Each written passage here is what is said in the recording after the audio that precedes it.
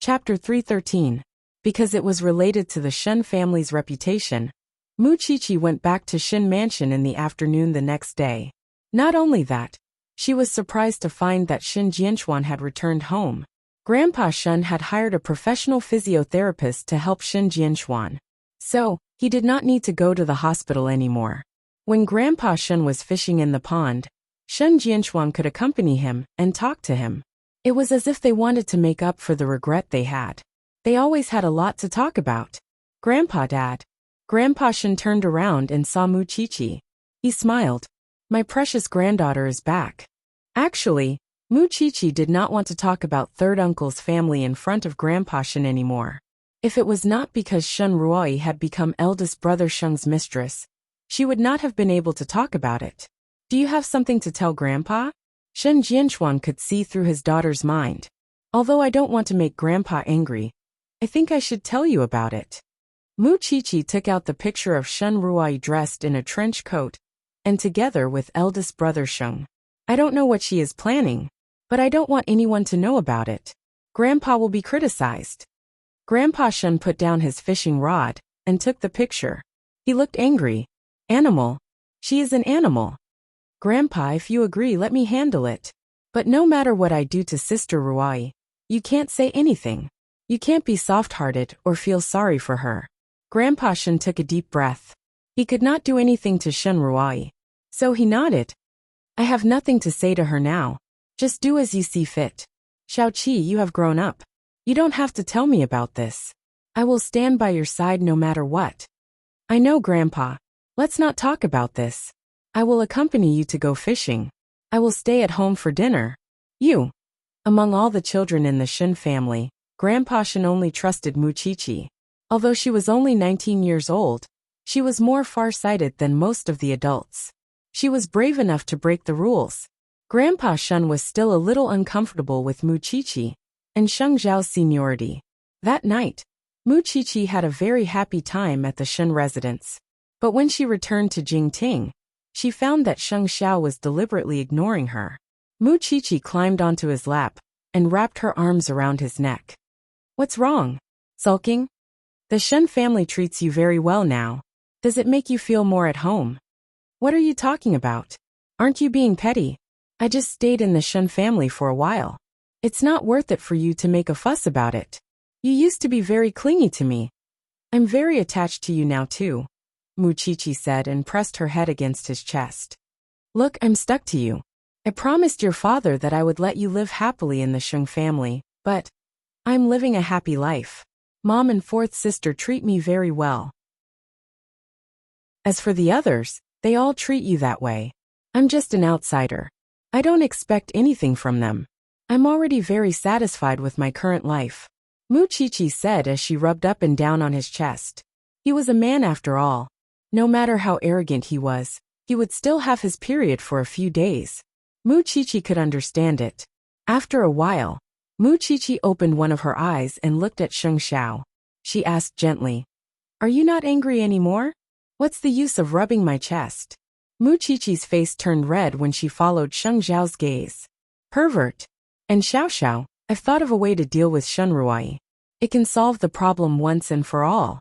Sheng Zhao put down the documents and held Mu Qiqi's waist. Then he walked to the bedroom. What are you doing? You can say what you want. I'll do what I want. Grandpa Sheng's men found out that one of the properties under eldest brother Sheng's name was empty. It was specially used to settle Shun Ruai down. If eldest brother Sheng was not selfish at all, he should have told the Shun family after settling Shun Ruai down. But he did not. What did it mean? Grandpa Sheng knew very well that his son had an ulterior motive. Although he had an ulterior motive, he did not meet her immediately. So, Shun Ruai had to get eldest brother Sheng's schedule from Sheng Minghui. Eldest brother Sheng was not a fool. He would only approach the forbidden fruit after he was sure that the surroundings were peaceful. Mu Qiqi had thought of a way to deal with Shun Ruai, so she told Sheng Zhao about it. Sheng Zhao patted Mu Qiqi's head after he heard about it. It's easy. Grandpa Sheng will not reject it for the sake of his relationship with the Shun family. Moreover, it was related to the reputation of the Sheng family. Mu Qiqi's idea was to let Grandpa Sheng catch them in the act when they met. Then, she would get the evidence and hand it over to her grandfather. Then, Grandpa Sheng would arrange for Shin Ruai to join the army. She wanted her to join the army before she passed the age limit. If she refused, the media would expose those photos to the public. It was the last bit of mercy she could give to Shin Ruai. It was also the only chance for Shin Ruai to turn over a new leaf. After all, it was the Shin family. Grandpa Sheng certainly did not want to deal with this hot potato. So, he agreed to Sheng Zhao's suggestion. Then, he asked his secretary to find out eldest brother Sheng's whereabouts.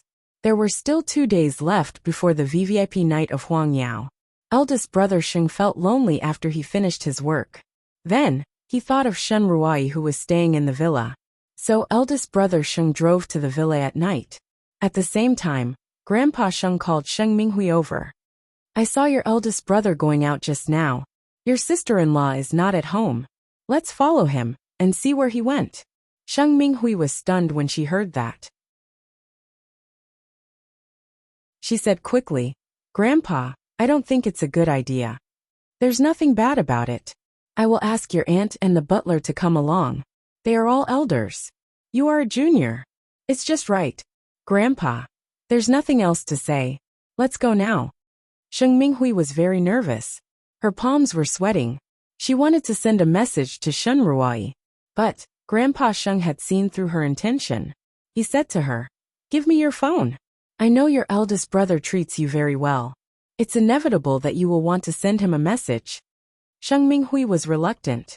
But, she still took out her phone and passed it to Grandpa Sheng. Let's go now. Sheng Minghui followed behind Grandpa Sheng. But at the same time, she felt a chill down her spine. Grandpa Sheng saw eldest brother Sheng leaving with his own eyes. How would he know where eldest brother Sheng went? Wouldn't it be too late to follow him now? And the reason why Grandpa Sheng could do that was because he knew where eldest brother Sheng was going. Chapter 314. Moreover, Grandpa Sheng had invited her. That meant that Grandpa Sheng might not only know about Shen Ruai, he might even know that she was in cahoots with Shen Ruai. Sheng Minghui started to sweat when she thought about it. Minghui, are you not feeling well? Mama Sheng asked even though she already knew the answer. It was because she knew that Sheng Minghui was feeling guilty. There was no other reason. No. Sheng Minghui smiled embarrassedly. I'm just feeling a little hot. Just bear with it. We'll be there soon. Grandpa Sheng looked at her coldly. Obviously, Grandpa Sheng had leaked the news on purpose. He wanted to see Sheng Minghui's reaction. He wanted her to be afraid. At the same time, Sheng Xiao received a message from Mama Sheng in Jingting. She was on the way to catch the adulterer with Grandpa Sheng. I want to join in the fun too. But if I show up, I will definitely provoke Shen Ruai. Don't worry. I will take a clear picture. You will feel like you are there. Go to hell. Sheng Zhao's words made Mu Qiqi laugh. Not long after, they arrived at the villa. At that moment, the lights in the villa were actually from the living room. They hadn't reached the bedroom yet. The butler will knock on the door later. Because Grandpa Sheng would never let Sheng Minghui get close to the villa, and inform the people in the house. Yes, Grandpa. In the room, Shen Ruai was making supper for eldest brother Sheng. She had waited so long for this man to show up. Of course, she had to seize the opportunity. Ever since she moved into the villa, she had been wearing revealing clothes. It was because she did not know when eldest brother Sheng would attack her. For example, tonight, eldest brother Sheng looked at Shen Ruai from behind. He was excited. Eldest brother, it's almost ready. It's okay. Take your time. I'm not in a hurry. Eldest brother Sheng said thoughtfully. Soon, Shen Ruai walked to eldest brother Sheng with a bowl and a pair of chopsticks. She touched the man's body. If it weren't for you, I would have become a prostitute. You are Uncle Shen's granddaughter. This is what I should do. Eldest brother. Shen Ruai held eldest brother Sheng's hand. I don't know how to repay you. Why don't you marry me? Then I'll feel more at ease. I'm willing to be your lover. I don't want you to divorce me or marry me. If it wasn't, would you despise me? How could eldest brother Sheng hold back when a beauty was in his arms, and she was the one who threw herself at him? So he pulled her onto his thighs.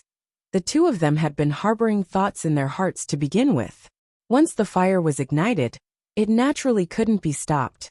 The lights in the living room quickly turned on to the bedroom. At this time, Grandpa Sheng also signaled to the butler, "Go." Sheng Minghui's heart was pounding when she saw the butler getting out of the car. The butler kept ringing the doorbell downstairs, which made the people who were in the middle of passion very impatient. So when eldest brother Sheng opened the door in his pajamas, he was very angry. "Who is it?" The butler immediately stepped aside. Eldest brother Sheng's expression changed when he saw Grandpa Sheng behind the old butler. "Grandpa, why are you here?" Minghui, walk in front. Grandpa Sheng didn't care. He asked Sheng Minghui to clear the way. After all, it was a woman inside. As an elder, it was not appropriate for him to do so.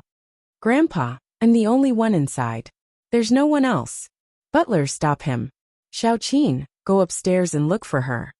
Grandpa Sheng entered the living room of the villa and ordered. Mama Sheng nodded and went upstairs. At this moment, Sheng Minghui's heart was already in her throat. Then a scream came from upstairs. It was because Shen Ruai was naked in the bedroom. She could imagine how intense the two of them were just now. And when she heard the scream, Sheng Minghui knew that Shen Ruai was doomed. Soon, Mama Sheng went downstairs and brought Shen Ruai, who had already put on her clothes. Then she walked to Grandpa Sheng. Eldest brother Sheng quickly explained when he saw that. "Father, it's not what you think. Are you trying to tell me that a man and a woman are alone in a room, and you are just talking about poems?" Grandpa Sheng sounded very angry. "Bastard, are you still a human? You are not looking for anyone. You are not stealing from anyone. Why are you looking for the Shen family? Huh? Is this something you can do?" "Father, I think you have to cure this problem of yours. Xiaoqin has the evidence about what happened tonight. She will share it with the Shen family later.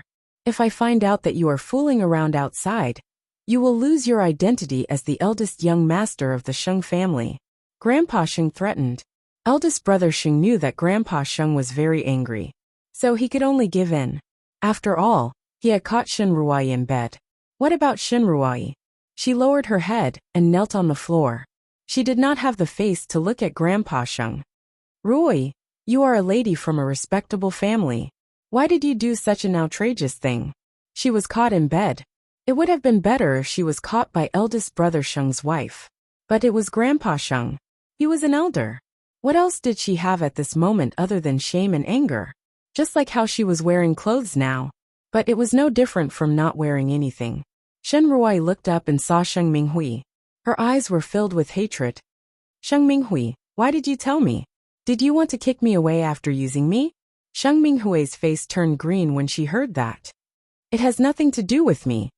You are a member of the Shen family. It is not easy for me to deal with you. So, I will pass these photos to your grandfather." Shen Ruai, among the noble families, even the little girl from the Lu family is better than you, because you treat yourself as a prostitute. I did not expect that you would have designs on eldest brother. You are even willing to be eldest brother's lover. You will be the sinner of the Sheng family for doing such a shameful thing. As long as you are in the territory of the Sheng family, you will not be spared. But, you have to go through Grandpa Shen first. After all, no matter how bad you are, you still have the blood of the Shen family. She was caught red-handed by Grandpa Sheng. Shen Ruai knew that she might not have a chance to make a comeback in this life. She thought that she could still stir up some trouble. But now, it seemed that she was just a piece of meat on someone else's chopping board. "Xiaoqin, send Shen Ruai back to the Shen family with the butler later." "Grandpa Sheng, can you let me go?" Shen Ruai knew that she was going back to the Shen family. So, she quickly looked up and begged. Chapter 315. Sheng Minghui was stunned when she heard that. She knelt down on the ground immediately. Grandpa Sheng glanced at her and said, "It's not too late to kneel down when we get home. Eldest brother, change your clothes now and go back to the Sheng family. We will settle the score tonight." Sheng Minghui felt as if she had been struck by lightning when she heard that, because she had a feeling that Grandpa Sheng would not let her go so easily this time. Soon, Grandpa Sheng brought eldest brother and Sheng Minghui back to the Sheng family. The rest of the Sheng family also received the news that Grandpa Sheng wanted all the Shengs in Jianchuan to be present tonight. So it was not hard to imagine how serious this matter was. Sheng Minghui knelt in the living room of the Sheng family like a sinner. The rest of the Sheng family, including Sheng Xiao and Mu Qiqi, came to the Sheng family. Sheng Minghui's father was present, but he could not do anything to his daughter, so he just let her be. After all, he still had a son, so he did not find it strange that Sheng Minghui was kneeling in front of him. He could only look at her coldly. Sheng Minghui kept crying, but even the gods could not save her this time. About an hour later, the living room of the Sheng family became quiet, because everyone was looking at Sheng Minghui. Eldest brother come out first. Eldest brother sighed helplessly. He walked to Sheng Minghui and faced Grandpa Sheng. Grandpa, this person, this is the one. He is so daring. He could have any mistresses. Do you know who he is fooling around with?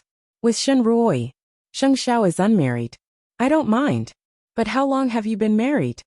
Being lecherous is not the limit. After all, this bastard has done many affairs over the years. But can you use your brain? You are being tricked by your own sister, and you don't even know it. Why do you think Shen Ruoi came to you? Because she knows that you are lecherous. She knows that you are easy to fool. What happened today is a reminder to you, eldest brother. If you do anything wrong to your wife, don't ever appear in front of me again. I can't afford to lose my face. It was the first time that his private life was mentioned in front of so many people in the Sheng family. But it also meant that Grandpa Sheng could not stand it anymore. Therefore, the eldest could only admit that he was unlucky. I understand, Grandpa. Get lost if you got it. Let's settle the score with this idiot today. Grandpa Sheng turned to Sheng Minghui. Then he walked up to seventh sister, pinched her chin and asked her, "What were you thinking? Why would you introduce a lover to your brother? Is your brain damaged? Or are you blind? Are you sick?" Grandpa Sheng asked as he patted Sheng Minghui's face. "Introducing mistresses to my brother? How did you do that?" In Sheng Minghui's eyes, there was only fear and horror. "You still want to contact the Lu family? You even leaked Huang Yao's secrets? If it was in the past, I would have strangled you to death. You're lucky to be born in a society ruled by law. Sheng Minghui, how many chances have I given you? Ever since you brought a woman home for eighth brother, I've noticed that your way of thinking is very strange. Can you tell me what's wrong with you?" Sheng Minghui couldn't stop sobbing. She cried so hard that she couldn't control herself. Meanwhile, the Sheng family simply watched and could only watch. "What's wrong with me? I even wanted to hand over the planning department to you. But what did you do? Are you worthy of all the years of training I've given you?" Sheng Minghui sobbed. She could only hug Grandpa Sheng's leg tightly. "Grandpa, I'm wrong. I'm really wrong. It's because Mu Qiqi always went against me. That's why I was bewitched. That's why I did such a stupid thing. It's not that Mu Qiqi went against you. It's just that you can't bear to see someone better than you." Grandpa Sheng corrected her. Sheng Xiao looked at Sheng Minghui coldly. Then he held her hand. It was rare for the old man to speak a word of justice. "Grandpa, it's not like that. I really didn't do it. I did it for the Sheng family. You leaked the information about Huang Yao for the Sheng family." Sheng Minghui could not argue back. So, she hugged Grandpa Sheng's leg tightly. "Grandpa." However, Grandpa Sheng shook her off completely. "What right do I have to be your grandfather? Did I teach you to betray your brother and your family?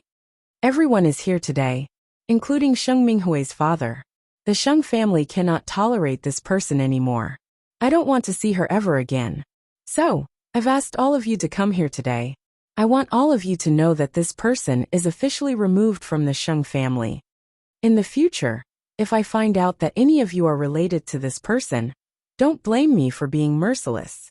Sheng Minghui was stunned when she heard what Grandpa Sheng said. She couldn't say a word because she knew that it was useless to beg for mercy. So she turned around and looked at Mu Qiqi with extreme hatred in her eyes. "Mu Qiqi, you set me up, didn't you? You told Grandpa about it, didn't you? Butler, pack her things now. Send her out of the Sheng family tonight. Other than her clothes, don't let her take anything from the Sheng family. Not even a piece of cloth." "Yes, master." The butler left immediately. He did not give Sheng Minghui any chance. Then, the butler went to Sheng Minghui's room. Seeing that there was nothing she could do, Sheng Minghui sat on the floor helplessly. She looked around at everyone in the Sheng family, including her father. "Father, please save me." Her father just sat where he was and waved his hand. How could he not be upset? But was there any use in being upset?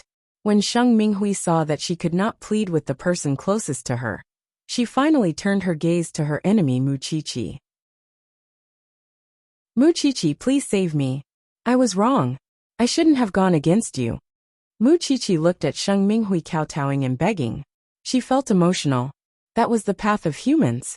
When you lost your conscience and made a deal with the devil, you should have thought of this day. You've just left the Sheng family. You still have your hands to support yourself. Your sorrow now is because you are about to lose your glamorous appearance and luxurious life. Why do you want me to save you? You're still alive.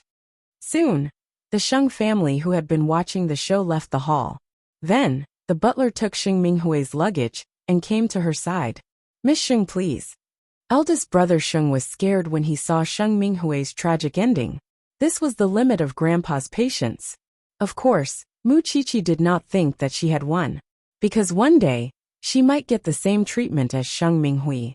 When Grandpa Sheng found a suitable wife for Xiao Xiao, but she would not end up like Sheng Minghui. Chapter 316. Mama Sheng sent Shen Ruai back to the Shen family. Although Grandpa Shen was mentally prepared, he was still disappointed and sad when he saw Shen Ruai being sent back to the Shen family. "Xiao Qin, I'm sorry for causing trouble to the Sheng family. Grandpa Shen, Ruai is indeed at fault. But, seventh sister is responsible for it. So, don't blame yourself too much." Mama Sheng comforted Grandpa Shen. "I've sent the photo to Huang Yu. I've also sent her back. I'm going back to the Sheng family now. Huang Yu, send Xiao Qin off." Grandpa Shen waved his hand and asked Huang Yu to send her off. Then, Grandpa Shen sat in the living room of the Shen family's courtyard. He looked at Shen Ruai who was lying on the ground. He patted his knee and spoke after a while. "I've been innocent all my life. I didn't expect to meet a bastard like you when I'm so old." Shen Ruai was lying on the ground. She looked really pathetic. "Grandpa, ask yourself. Have you never sided with Mu Qiqi since she came to the Shen family?" Shen Ruai was still trying to defend herself. "I can only do whatever I can when I meet a bastard like Mu Qiqi. Even now, you're still trying to push your mistake onto Qiqi." The old man's hands, which were on his knees, couldn't help but tremble. "I don't want to talk to you about any big principles now. It's impossible to talk to animals. What do you want now? Do I still have a choice?" Shen Ruai sneered. "Don't you have the scented pills given by the Sheng family? Since you know your place, it's easy. Get ready to join the army." Shen Ruai's face turned pale when she heard the word "join the army." She was such a delicate young lady. She would never see the light of day in the army. Moreover, she would be stuck in the army for 2 years. When she came out, Jianchuan would be a whole new world. "Grandpa, do you really want to torture me to death?" "I do want you dead. But I don't want you to humiliate the Shen family and dirty the Shen family. If you don't go, Huang Yu's evidence will be sent to the media. Since you are already so shameless, then let's be shameless too." Did Shen Ruai have any other choice? Moreover, Grandpa Sheng had already said that he would come after her if he saw her anywhere within the Sheng family's sphere of influence. In that case, going to the army was the best place for her at the moment. "Grandpa, you really care about me. You've done enough evil. Wake up. From now on, train well in the army. When you come out, you'll be reborn." Moreover, according to Grandpa Shen's arrangement, Shen Lin and Shen Ruai were not going to join the army in the same place. The place where he wanted Shen Ruai to go was very harsh. He wanted Shen Ruai to suffer a lot. "Shen Lin, keep an eye on that crazy woman when you arrive at the army." Huang Yu instructed her son. However, Grandpa Shen rejected Huang Yu's suggestion. Shen Lin is going there to fight. There is no need for him to care about an outsider. Moreover, they are not in the same battle zone. Huang Yu was stunned for a moment. She realized that Grandpa Sheng was actually very black-bellied. "But Dad, can this change Shen Ruai completely? Does it matter whether I change it or not?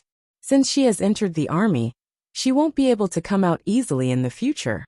All in all, one young lady from the Sheng and Shin families was sent out of the house in different ways that night. They could not touch or hit the evil people. What else could they do? They could only throw them out and let them die by themselves. In this way, the two elders could be considered to have one less thing to worry about. The one who came up with the idea was Muchichi. So Grandpa Sheng suppressed his hatred for her for the time being. He gave her a special privilege. She could dress up and attend the VVIP night in Huangyao. Actually, Muchichi wanted to see the result of her plan. She wanted to know if young Master Lu could get his wife back. So when Mama Sheng told her the news, she was very happy. At the very least, old Sheng was not being too cruel when he exploited her. In the evening of the next day, Grandpa Shun ordered Shen Lin to send Shen Rui to the designated recruitment point to attend the selection of female soldiers. Shen Rui wanted to run away when she saw Shen Lin was the one who sent her. After all, she thought that Shen Lin could not control her and was not as smart as her. But Shen Lin was not the same Shen Lin who was hurt by Yu Jing. After he received the task from Grandpa Shun, he packed up his things that night. Before they left, he warned Shen Rui, "I won't stop you if you want to run away, but I will send those photos to the media. You are not a man at all. How dare you threaten a woman? You are a woman, but you are a promiscuous woman." Shen Lin looked at Shen Rui coldly. "Don't talk nonsense with me. If you want to run away, just run away. If not, just listen to me." What else could Shen Rui do? After all, Grandpa Shen had something on her. She had no other choice but to listen to him. Shen Lin seemed to be helping Muchichi, so he spent a lot of effort to take care of Shen Rui on the way. Soon the car reached a higher altitude. It was far away from the hustle and bustle of the city. This time, Shen Rui finally knew that Grandpa Shen was going to send her to the ends of the earth. If it was in the ancient times, it would be considered as an exile. Now that Shen Rui was not in Jianchuan, and she would not see Xing Minghui again, Muchichi felt much more relaxed. The next morning, Muchichi woke up. She wanted to look for jewelry that she could wear tonight. But she found the birthday gift that Lu Qianqian gave her last time in the drawer. She opened it and saw all kinds of sexy condoms. She did not know where did Lu Qianqian get them from. Muchichi blushed. She quickly kept the box. But Sheng Xiao saw it when he walked out of the bathroom. Sheng Xiao held her hand and couldn't help smiling. "Let's try it tonight. I didn't know that Qianqian would give me these." Sheng Xiao pulled Muchichi to the bed and put her between his legs. He looked at her and said, "That's because Lu Qianqian knows what you need. I don't need it. I think you need it." "Yes, it's what I need." Sheng Xiao held Muchichi's head and kissed her forehead. "I will come back to pick you up in the evening. Let's go to the heartwarming place tonight." "Okay." Muchichi nodded. Chapter 317. There were only two young ladies in the Sheng family. Now that Sheng Minghui was completely chased out of the family, Grandpa Sheng naturally thought of bringing Sheng Minglan home. And Will, who had just been engaged to Sheng Minghui, knew that his fiancée had become a pauper with nothing. Even if he was infatuated with her body, he would never marry her for real, although he could play around with her. That was why he went to Sheng Mansion the next day and asked to cancel the engagement. Naturally, Grandpa Sheng would not force it since she was no longer with the Sheng family, and so agreed to Will's request. However, Will shamelessly asked the old man if he could re-engage with Sheng Minglan. He had dumped her on the night before the engagement, and now he was eyeing Sheng Minglan? Get lost. That was all the old man said to Will. Foreigners would always be foreigners. They had no sense of ethics. Grandpa Sheng would never betray Sheng Minglan again. Even so, he did want his granddaughter to return to him. Even so, would Sheng Minglan be willing to come back now that she had her own company? Of course not. Moreover, Sheng Minglan was with Jing Yin now. Even if they could only see each other once a day, she would be content and filled with happiness. That was how they agreed that Jing Yin would pick Sheng Minglan up from the company after work at Huangyao. They would have dinner together, and Jing Yin would send Sheng Minglan home to rest. Sometimes, Jing Yin would appear in the morning such as now. Even if it was so simple, Sheng Minglan treasured the time she could spend with Jing Yin. She would tell him about the company's situation and take the chance to take advantage of him. Jing Yan obviously knew what she was trying to do, but he was very cooperative and never showed any signs of impatience. Sometimes, Sheng Minglan would take the initiative to ask for a hug even on the streets. Perhaps she had been deprived of love for too long, or perhaps it was because Jing Yan's body smelled too good. Sheng Minglan came up with countless such excuses for herself. Now that seventh sister is out of the family, and there's no young lady in the Sheng family, I have a feeling that Grandpa wants me back. But I don't want to go back at all. You could come out and work if you go back. That's different. If I wanted to see you, I wouldn't be so unscrupulous. Sheng Minglan sounded a little sad. Jing Yan tightened his arms around Sheng Minglan. Why do I feel so insecure? Burying her head in his arms, Sheng Minglan no longer had the domineering air of a fourth miss of the Sheng family, or a domineering female CEO, and was now a helpless little bird. After all, everything else is secondary to me now. I just want to be with you. Holding the umbrella, Jing Yan passed the breakfast to Sheng Minglan and sent her into the office. Since it was still early, there was almost no one in the office. Sheng Minglan mustered up her courage and pulled his handsome face back the moment he turned around. Then she kissed him.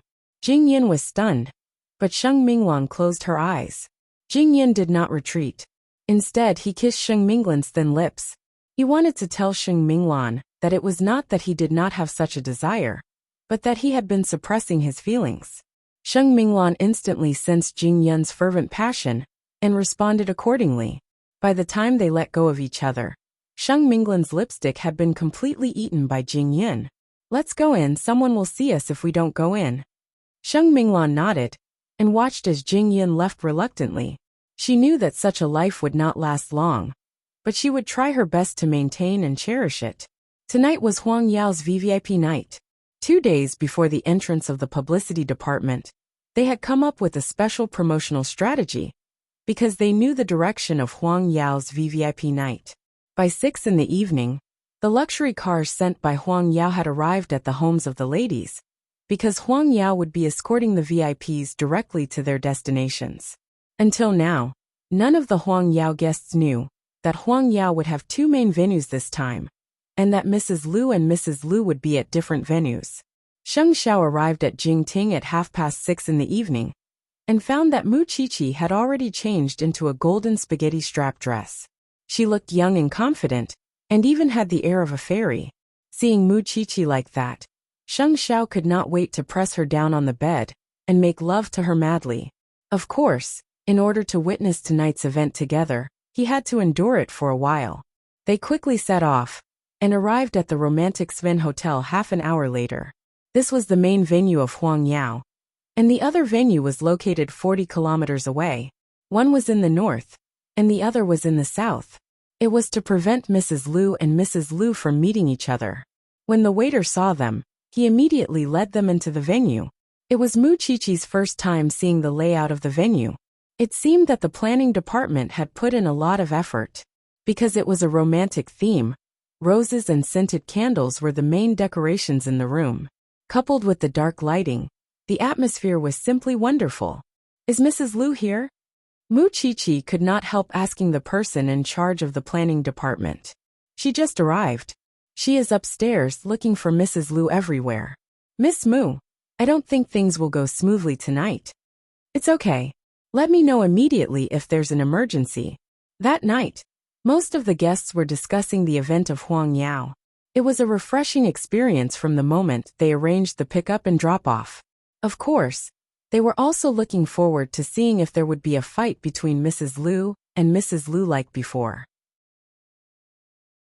However, the event started at 7 in the evening, but the guests found that there were only half of the people in the venue today. Where was the other half?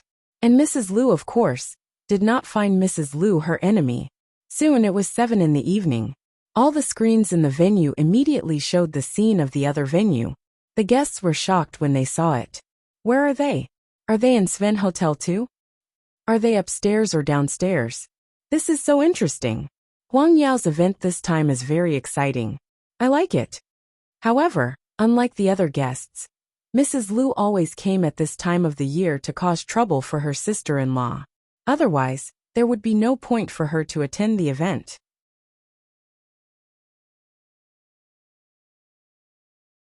Chapter 318. Madam, I'm really sorry. The other venue is in the north of the city. It's about 2 hours from here, the attendant replied.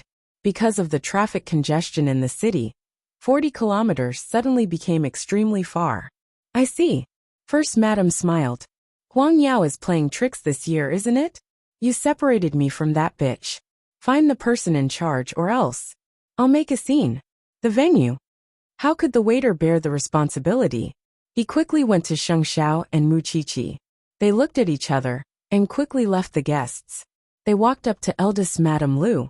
However, just as Mu Qiqi was about to speak, Mrs. Lu was about to slap her. But Sheng Xiao grabbed her wrist and said coldly, "Do you know who you just touched?" He Crown Prince. Eldest Mrs. Lu withdrew her hand and sneered. Your fiancé is so smart.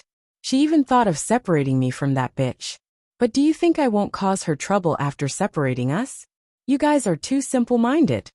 The other side should also be able to see these screens, right? In fact, Sheng Xiao had predicted that this would happen. So the fashion arena was half an hour late. In other words, they were still using the screen to do something else. Mu Qiqi was naturally angry since she was almost slapped. It was especially so when she saw that eldest Madame Lu was still clinging to her hatred after so many years, and did not care about her husband. Mu Qiqi felt that eldest Madame Lu deserved it. However, even though he thought so, he still had to do what he had to do. First Madam, can you listen to me before you lose your temper? What? You still want to salvage your failed plan? Lady Lu coldly snorted. She was indeed very beautiful, especially when she was wearing a silver-white dress. Her figure was very graceful. One could imagine how much effort she had put in to win against young Madame Lu. I just feel sorry for eldest young Master Lu. Mu Qiqi mentioned eldest Madame's husband. You only think about revenge, but you don't know that eldest young master used his own reputation to help you take revenge. He courageously married his brother's ex-wife, and was stabbed in the back by millions of knives. But what about you? Have you ever thought about him? As far as I know, younger Madame Lu is already having her third child this year. However, you haven't given birth to any children for eldest young master. You have the title of eldest young master's wife, and enjoy the treatment of a wife. But you haven't fulfilled the duties of a wife. Who do you think you are taking revenge on? Is that young Mrs. Lu? She's a mother of 3 now. Who did you hurt? Eldest Madame Lu froze at Mu Qiqi's words. After all, she had assumed that Mu Qiqi would talk nonsense to persuade her like any other person. She did not expect that Mu Qiqi would be so blunt. That's none of your business. It has nothing to do with me. I just feel that it's a pity. Do you know how much effort the eldest young master spent to give you such a precious gift? You can't even see the eldest young master in your eyes. You only know how to take revenge. But since you've taken revenge, why can your enemy still have 3 children and live happily? You only remember that you were betrayed. But have you ever thought about who held your hand when you fell into the abyss and gave you the position you have today? If it wasn't for the eldest young master, do you think you would still have the chance to stand here? Mu Qiqi criticized the woman in front of her angrily. The best revenge is to live a happier and more carefree life than that woman. You don't have to exhaust yourself and drag others down. How old is the eldest young master? How many years can he wait for you? Have you thought about it? Eldest Madam was silent. None of the people around her, not even her husband, had ever said such things to her. I've never seen a woman more selfish than you. You have such a good husband, but you don't want him. You hurt him so badly. If you really don't like the eldest young master and want revenge, you should just give up your position as his wife.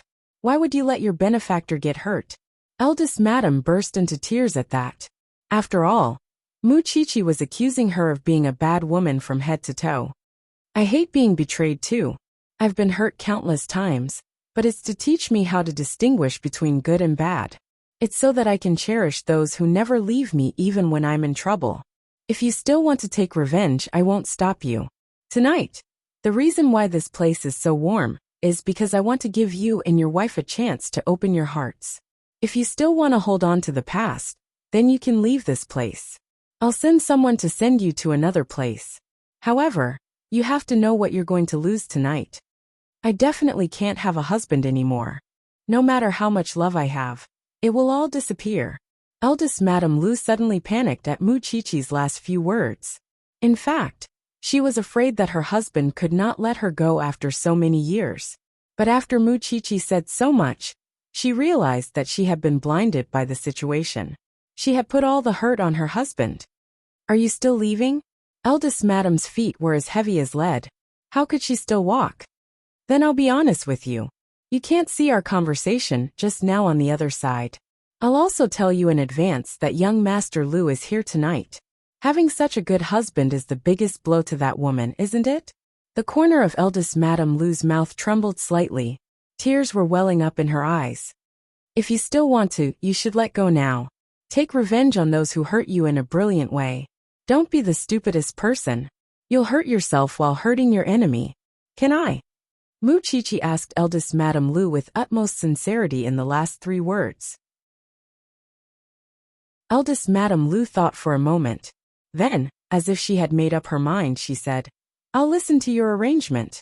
Everyone present could not help but applaud eldest Madame Lu's courage. Mu Qiqi felt relieved. Then she smiled. If that's the case, there are many surprises waiting for you tonight. Enjoy it.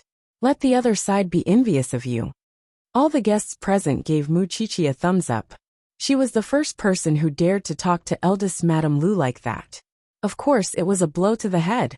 Then, Sheng Xiao held Mu Qiqi's waist and reminded her to look outside. Eldest Madame Lu was already at the entrance of the venue with a bouquet of roses. Everyone cheered as well. That was when the other side finally saw the scene.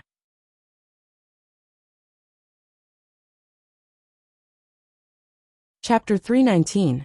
If eldest sister Lu was a sentimental person who was obsessed with revenge, then the younger Mrs. Lu would be a shrewd person. She did not have a powerful background, but she knew that marrying into a rich family was the only way for her to have a few more sons. This kind of thing, couldn't it be learned from the newspapers? Moreover, after years of evolution, the younger Mrs. Lu had learned how to behave like a rich lady. She knew how to increase her value and how to make a man fall for her.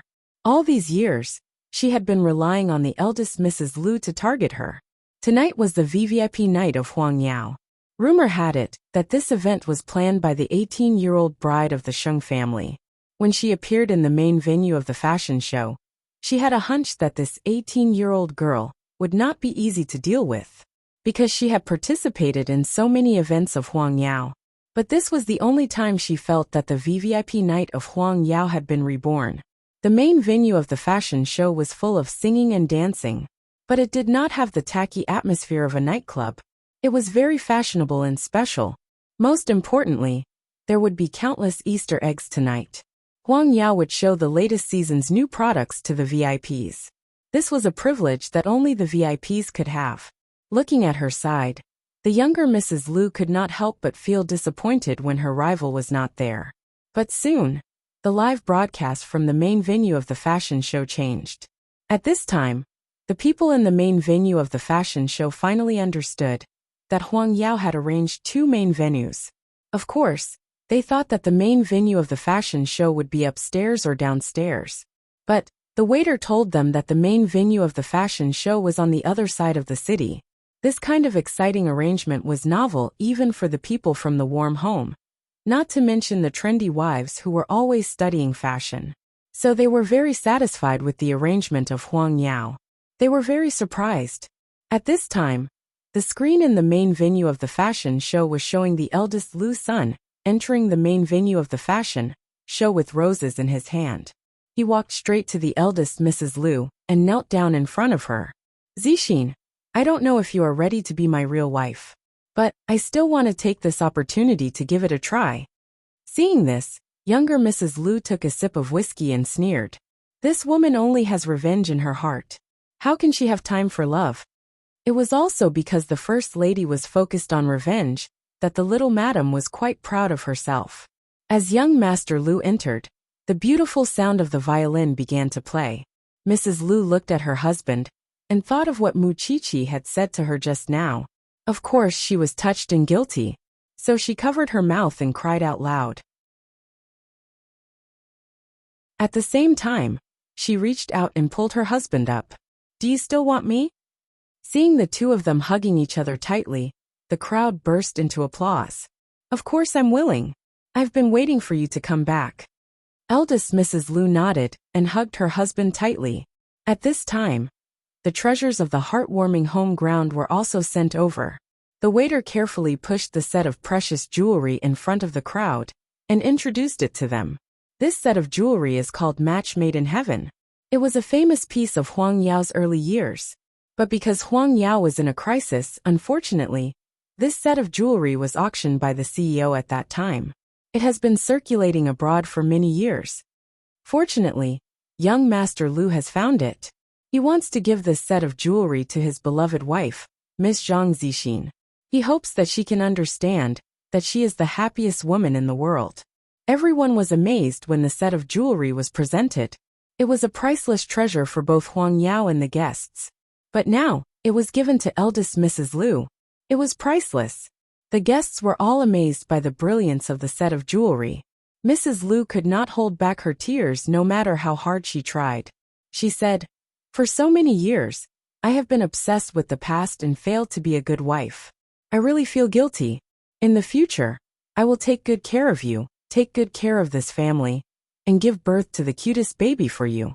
Eldest Lu put the set of jewelry on eldest Mrs. Lu and said, "You don't have to compare yourself with anyone, because I am the one who can give you happiness more than my brother. You are the biggest blow to them since the day you married me." Then the two of them hugged each other tightly. At that moment, music suitable for dancing started playing. Eldest Mrs. Lu looked at the two of them on the screen. She was the one who felt uncomfortable now, because at this moment, the sense of accomplishment she felt when she took everything away from eldest Mrs. Lu was gone. More importantly, that bitch actually had such a priceless set of jewelry. On the other hand, although her husband did not go out to fool around, their love for each other was getting worse day by day. Not to mention jewelry, she rarely saw gifts now. Moreover, he was always working overtime in the company, and this was the result of her hard work. If she did not work hard, her husband would have found a new lover. Muchichi was very pleased to see this. She leaned on Sheng Zhao's chest and smiled. "Xiao Xiao, don't you think this is good? I really don't understand why eldest Mrs. Lu is so obsessed with revenge." Sheng Zhao's eyes were charming. Under the romantic and warm light, he hugged the little one in his arms. The event of Huang Yao this time would be reported in the news. Sure enough, the little one's ability was endless. She was also a little one who made him proud. Now, as long as we are sure that there is no problem at the main venue of the fashion show, we should be safe tonight, right? I will remember you in my heart. What's the use of that? Muchichi could not help but snort. Grandpa Sheng wanted Sheng Minghui to take all the credit. "Be good. I will reward you well tonight." Pfft, that bastard. He was obviously asking for benefits for himself. However, when the two of them were getting intimate, eldest Lu came to them and thanked them. "Miss Mu, I really have to thank you for helping me get my wife back. When you came to me at first, I thought you were just fooling around. I am sorry for my attitude back then. If you really want to thank me, you should take revenge for your wife. She has had enough of it for so many years." "Don't worry. No, I don't want to take revenge. That bitch is the mother of 3 children now. I don't want to be a sinner." Mrs. Lu came to them and held her husband's hand. She said to them, "Those who owe you emotionally will betray you, and they will also betray her. Let's see what happens to her."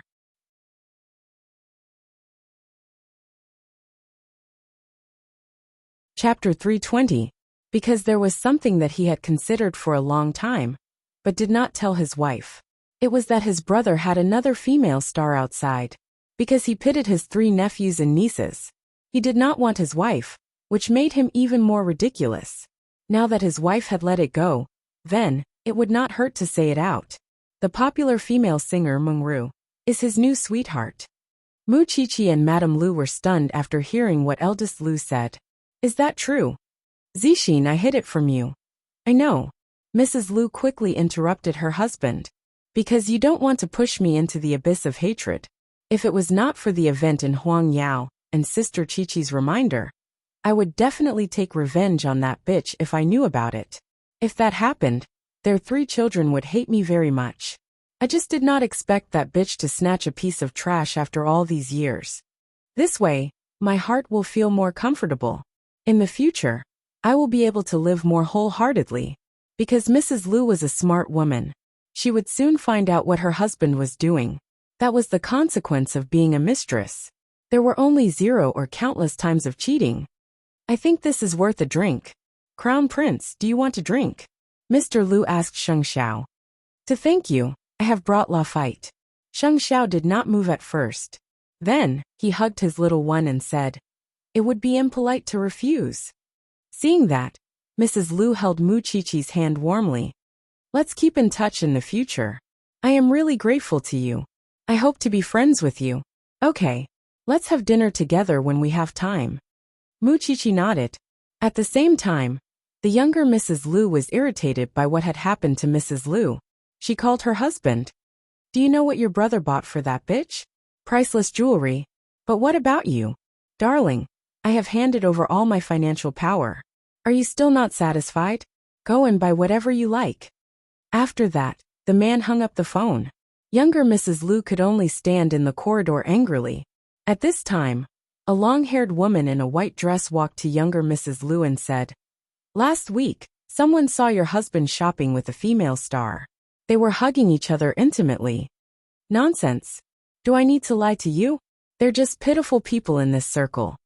Then the woman took out her phone and showed her a photo. I was wondering why Meng Ru suddenly became popular recently. Turns out it's all because of your husband. Younger Mrs. Lu was stunned when she saw the picture. I'm at home giving birth to this bastard, and he's actually out fooling around? Forgive me for being blunt, but aren't you the one who hooked up with him? The woman laughed. It's not that I'm being nosy, but Meng Ru is an artist in my brother's company. She's always restless. I'm afraid that she's plotting something against my brother. So I sent someone to follow her. I didn't expect that. It's a gift for you tonight. Younger Mrs. Lu clenched her fists after hearing that. She could not control herself at all. So, she did not finish the event in Huangyao. Instead, she called her husband again. Where are you? I'm working overtime in the company. Then, she went to her husband's company. But there was no one there.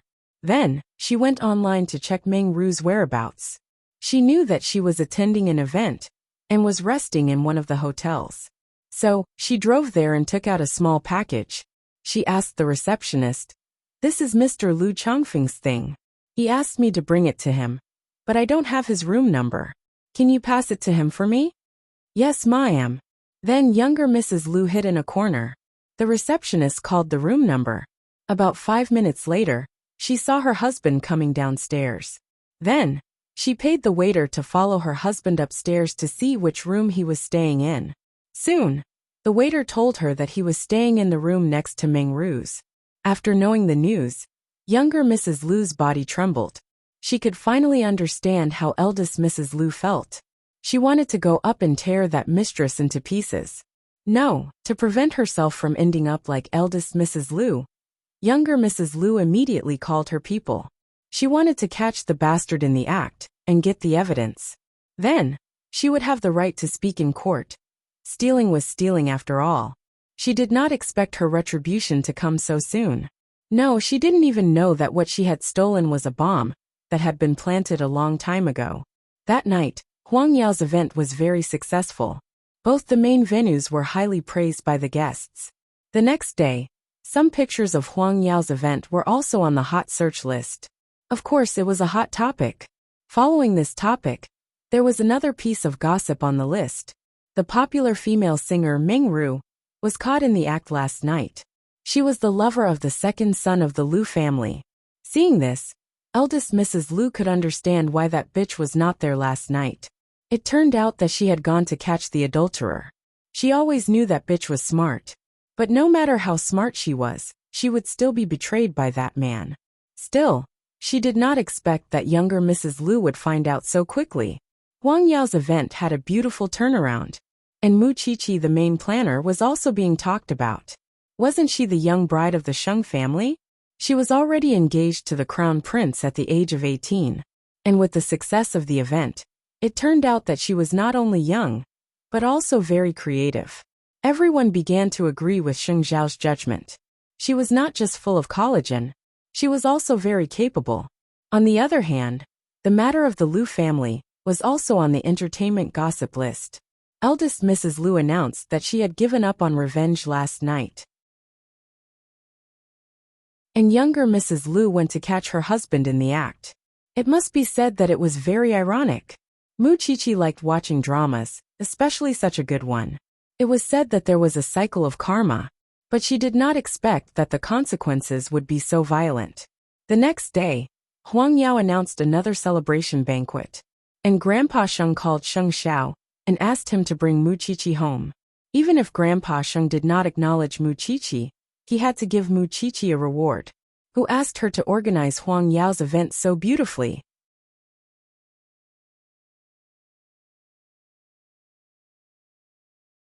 Chapter 321. And yet, there had been no news of seventh sister for days after she was chased out of the Sheng family, and the Sheng family certainly did not dare to contact her. Even so, sixth brother was furious when he returned from a business trip. After all, seventh sister was his own sister, and she was chased out of the house by the old man just like that? That was why he went to Grandpa Sheng the moment he got home. Grandpa, no matter how wrong seventh sister is, she is still the blood of the Sheng family, and the roots of the Sheng family. It's unacceptable that you would chase your own granddaughter away for an outsider. Don't you know what your sister has done? Old Master Sheng retorted. Even so, you have punished her. Can't I, her brother, help her? She is the young lady of the Sheng family. How could she live if she is kicked out like this? Sixth brother, watch your tone. Who doesn't know that you love eighth brother the most in this family? Now even if eighth brother wants the moon in the sky, you will help him get it. Moreover, you are just chasing your own granddaughter out? Sixth brother snorted coldly. All right, you family have dinner tonight. I will go out to look for my sister. Old Sheng could not help taking a deep breath. But there was nothing he could do about sixth brother. After all, seventh sister was his own sister. And when sixth brother left the Sheng residence, he ran into Sheng Xiao and Mu Qiqi entering the house. His rage flared when he saw them. You've chased your own sister out for a woman like that. You're really something, eighth brother. Sheng Xiao knew that dinner was not going to be a good one at that, and smiled in return. What do you look like? Is this the first time you've seen me? Femme fatale. Do you really think that grandfather would tolerate her? He would still have to wait for 2 years, and break up when you get tired of her. Sheng Xiao. Do you think it's worth it to hurt your own sister for a little girlfriend you would break up with sooner or later? Sheng Xiao shielded Mu Qiqi and rolled his eyes. Who said we would break up? It's only a matter of time. With that, sixth brother walked past them and left the Sheng residence. That was when the old man came out, his face equally gloomy. Eighth brother, you two come in. Sheng Xiao put his arm around Mu Qiqi, and the two of them followed Grandpa Sheng into his study. In order not to anger sixth brother, Mu Qiqi should not return to the Sheng family for now. That way we can avoid conflicts. In fact, Grandpa Sheng was regretting chasing Sheng Minghui away. After all, she was his granddaughter. No matter how angry he was, it would be over soon. So in retrospect, Grandpa Sheng was now blaming Mu Qiqi for everything. Did you ask us to come back just to say that? The look in Sheng Zhao's eyes was clearly unpleasant. It was a sign that he was about to get angry. Also, you did a good job with the Huang Yao event. It was just a casual compliment, and it didn't come from his heart. The old man just brushed it off. He didn't even think about how he had made things difficult for others before. Now you're starting to regret it. Old Seven was driven away, right? That's why you can't be bothered to see Cheer. Moreover, you're even more upset after sixth brother made a fuss, right? Eighth brother, don't be like your sixth brother. Go against me at this time. The dinner tonight is cancelled. You two should go back. Grandpa Sheng said to them impatiently. What did he mean by being fickle? That was it. Muchichi didn't want Sheng Xiao to argue with Grandpa Sheng. So she pulled him and said, Xiao Xiao, let's go home. Sheng Xiao didn't say anything else. He just held Muchichi in his arms. Let your sixth brother negotiate the contract tomorrow. Bring your seventh sister back too. Pretend that nothing happened.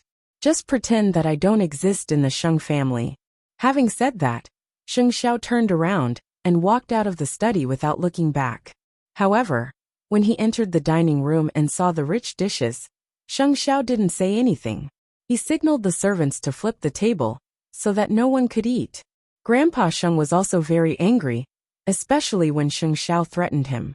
Could it be that Huang Yao couldn't succeed without him, the crown prince? Tomorrow, he would ask sixth brother to hand over all the projects that Sheng Xiao was currently working on to him. Mama Sheng didn't know what happened at all. She only heard from the butler that sixth brother left angrily. Then Sheng Xiao and Grandpa Sheng had a big fight. After that, Sheng Xiao asked the servants to flip the table. Grandpa Sheng also came late at night and gave the order to hand over all the projects that Sheng Xiao was working on to sixth brother. Did that mean that he wanted to change the crown prince? After Mama Sheng heard that, she knew that this incident was caused by Grandpa Sheng's fickle emotions. So, she didn't want to persuade her son to bow down to him. No one wanted their child to be wronged. If sixth brother could do what Sheng Xiao did, he wouldn't have been doing nothing for so many years. But since Grandpa Sheng wanted to make this bet, she would make it. Anyway, she would never let her child be wronged for the sake of harmony. On the way back, Muchichi looked at Sheng Xiao worriedly, because in her impression, Sheng Xiao had never been so angry for anyone. Why? Are you blaming yourself again? No. Muchichi quickly shook her head. I'm just worried that you're too angry. Little one, I didn't dote on you for nothing. Sheng Xiao laughed in anger and brought Muchichi back to Jingting. Then he threw her a laptop and a gold card. You're on vacation anyway. Let's find a nice place and go on a trip. Are you serious? Didn't you hear what Grandpa said? Let sixth brother take over. Sheng Xiao pinched Muchichi's chin. I couldn't ask for more. Then I'll really find a place. Sheng Xiao kissed her on the lips and nodded. Find someone you like. While you're at it, let's see how capable sixth brother is. Was Grandpa Sheng trying to keep Sheng Xiao in check? That old man really didn't understand his grandson. Sheng Xiao was never one to care about those things, and he didn't care about his status in Huang Yao. If Grandpa Sheng dared to blacklist him in Jianchuan, he could make him regret it for the rest of his life. After all, Sheng Xiao was a man who wouldn't be swayed by force or persuasion. Since the Sheng family didn't acknowledge he didn't need their acknowledgement either. Sheng Minglan heard the news from Jing Yin in the middle of the night. She wanted to call Sheng Xiao and comfort him, but when she thought about it, she decided to let Sheng Xiao vent his anger. It was obvious that Grandpa Sheng was being irresponsible this time. It was unreasonable, although he was never reasonable. But against an opponent like Sheng Xiao, it was like a king meeting a king, a checkmate.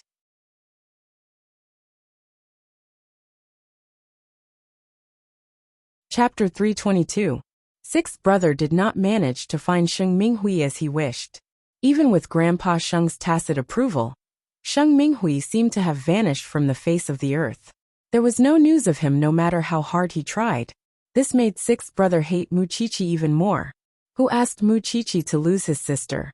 Even so, it was not all bad, because Grandpa Sheng finally knew how arrogant Sheng Xiao was. He was going to kick him out of Huang Yao. In fact, what power did Sheng Xiao have in Huang Yao all these years? He paid the most but got the least in return. Moreover, he was hated by the Sheng family. If that was the case, and if the other members of the Sheng family were so powerful, then let sixth brother take over. When that time comes, Grandpa Sheng better not go to him and beg him. How could Grandpa Sheng not know how important Sheng Xiao was to Huang Yao? However, he didn't like eighth brother's threatening face. He didn't believe that if one person wasn't as good as eighth brother, he would find 10 people to replace him. There were so many capable people in the world. How could he not find someone to replace that bastard? Since he wanted to fool around with Muchichi, then he would fulfill his wish. The next day, Grandpa Sheng announced to the public that his sixth grandson would temporarily take over Sheng Zhao's work. He also asked Jing Yin to hand over the documents to sixth brother. There was an uproar in Huangyao. What was Grandpa Sheng doing? Jing Yin was very straightforward. He threw all the documents that piled up like a mountain to sixth brother. When sixth brother saw it, he immediately said to Jing Yin, "Jing Yin, are you joking? You want me to deal with all these? This is only 1/3 of what young master has dealt with before. There will be more later." Sixth brother was shocked. "You mean, eighth brother used to deal with it like this? This is only 1/3 of what we have today." Jing Yin explained and left the office. Then, he went to Mama Sheng and said, "Madam, I have been with young master since I was young. Since the chairman has changed and no longer values young master, I will apply for a transfer. Or you can fire me." "Jing Yin, you can't leave. You know very well how messy sixth brother will be. I'm not asking you to interfere. You just need to remember everything so that when eighth brother comes back in the future, it won't be so difficult for him to deal with it." Mama Sheng said to Jing Yin, "I know you feel indignant for Sheng Xiao. So do I. But I will not tolerate anyone bullying my son. Even if he wants to leave Huangyao, it is his own will." Jing Yin nodded. "But I will not pay for sixth young master's mistake. Jing Yin, you are meticulous and mature. I'm not worried about you at all." Since Madam said so, then he would do so. It was also a good chance for the old man to understand that if Huangyao had not had Sheng Xiao all these years, how could they talk about expanding their territory? How could they talk about grand ambitions? Dream on. The situation in Huangyao seemed to be very tense, but the person who stepped down was very relaxed in Jingting. He did not have to wake up early or read the piles of documents. Sheng Xiao could hug his little one and sleep until he woke up naturally. He would exercise in the morning and read medical books with her in the afternoon. Such leisure time was not something he could have at any time. "I asked you to pick a place to go. Have you decided?" For example, right now, Mu Qiqi was leaning against Sheng Zhao's chest and flipping through a book when she suddenly heard the question. Mu Qiqi turned to look at Sheng Xiao and shook her head. "I don't know where to go. I don't know if I should go." "What are you afraid of?" Sheng Xiao asked her in return. "Afraid that I will lose my position as the crown prince? Or afraid that I will become poor and can't afford to support you? I'm afraid that you won't be able to be happy no matter how far you go." After Sheng Xiao heard that, he closed her medical book. "I have patience." This time, Sheng Xiao had made up his mind to compete with the old man. That was why he might not agree, even if the old man begged him to go back. He had done so much for Huangyao over the years. How could the old man replace him just like that? If he could, he would return all the hard work he had put in over the years. He could at least make Huangyao's business go back by more than 10 years. That was why Sheng Xiao received countless phone calls during the day at home. All of them were the same. "It has nothing to do with me. You can break the contract if you want. Or should I introduce you to a better supplier? I don't want the counter anymore. I won't renew the contract." In just one day, 10% of the contracts in Sheng Zhao's hands had been terminated. When the old man learned about it, he flew into a rage. "Since he wants to play like this, I'll play with him to the end." Even Mama Sheng was dismissive of the old man's vow. Did he really think that Sheng Xiao had been relying on Huangyao all these years?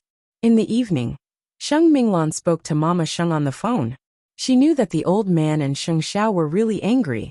That was why she rushed to Jingting with Jing Yin at night.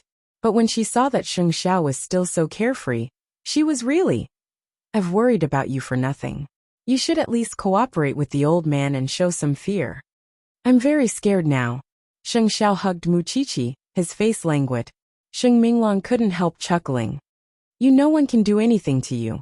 Sheng Xiao looked at Sheng Minglan, and then at Jing Yin. "You don't have to come and see me. If you have the time, you might as well play with Jing Yin.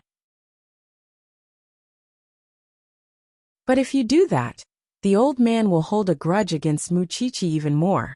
No matter what, he will blame it on Mu Qiqi. Do you think he will forget it if I give in?" Sheng Xiao asked Sheng Minglan in return. He never planned to accept Qi from the start. "Of course, he won't let us get married. But it doesn't matter. I have other plans. Sheng Xiao knew the old man's thoughts and behavior better than anyone else. That was why he would never give in. If he gave in now, the old man would have endless troubles in the future. So you are going to stay at home all this time? Not do anything? When I have time, I'll visit my father-in-law, my aunt, and bring cheer around. Sheng Minglan sweated at Sheng Zhao's answer. The Sheng family was like ants on a hot pan, but he did not seem to be in a hurry at all. Well, it was time for the old man to rein in his desire for control. There was really nothing he could do against a cunning and black-bellied grandson like Sheng Xiao. After dinner, Sheng Minglan and Jing Yin left Jingting. Sheng Minglan couldn't help chuckling when she thought of Sheng Zhao's carefree face. Grandpa really doesn't understand how much he hurt Sheng Zhao's heart by doing this.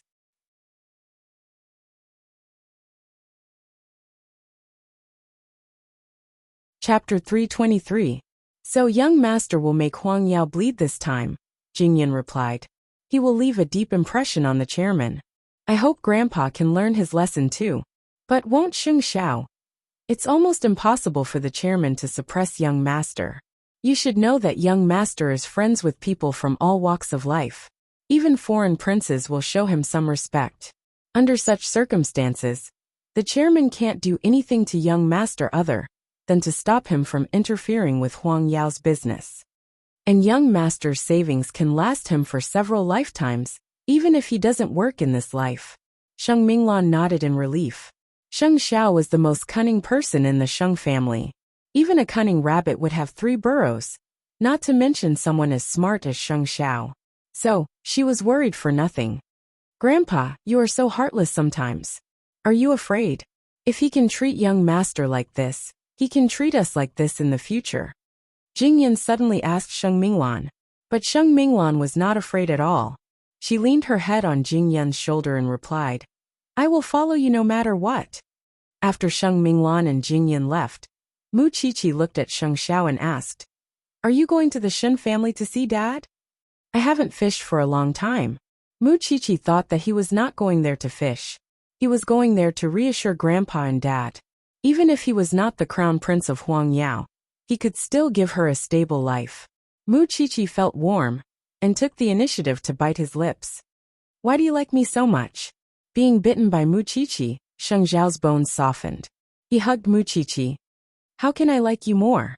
When they reached the bedroom, Mu Qiqi was placed on the bed.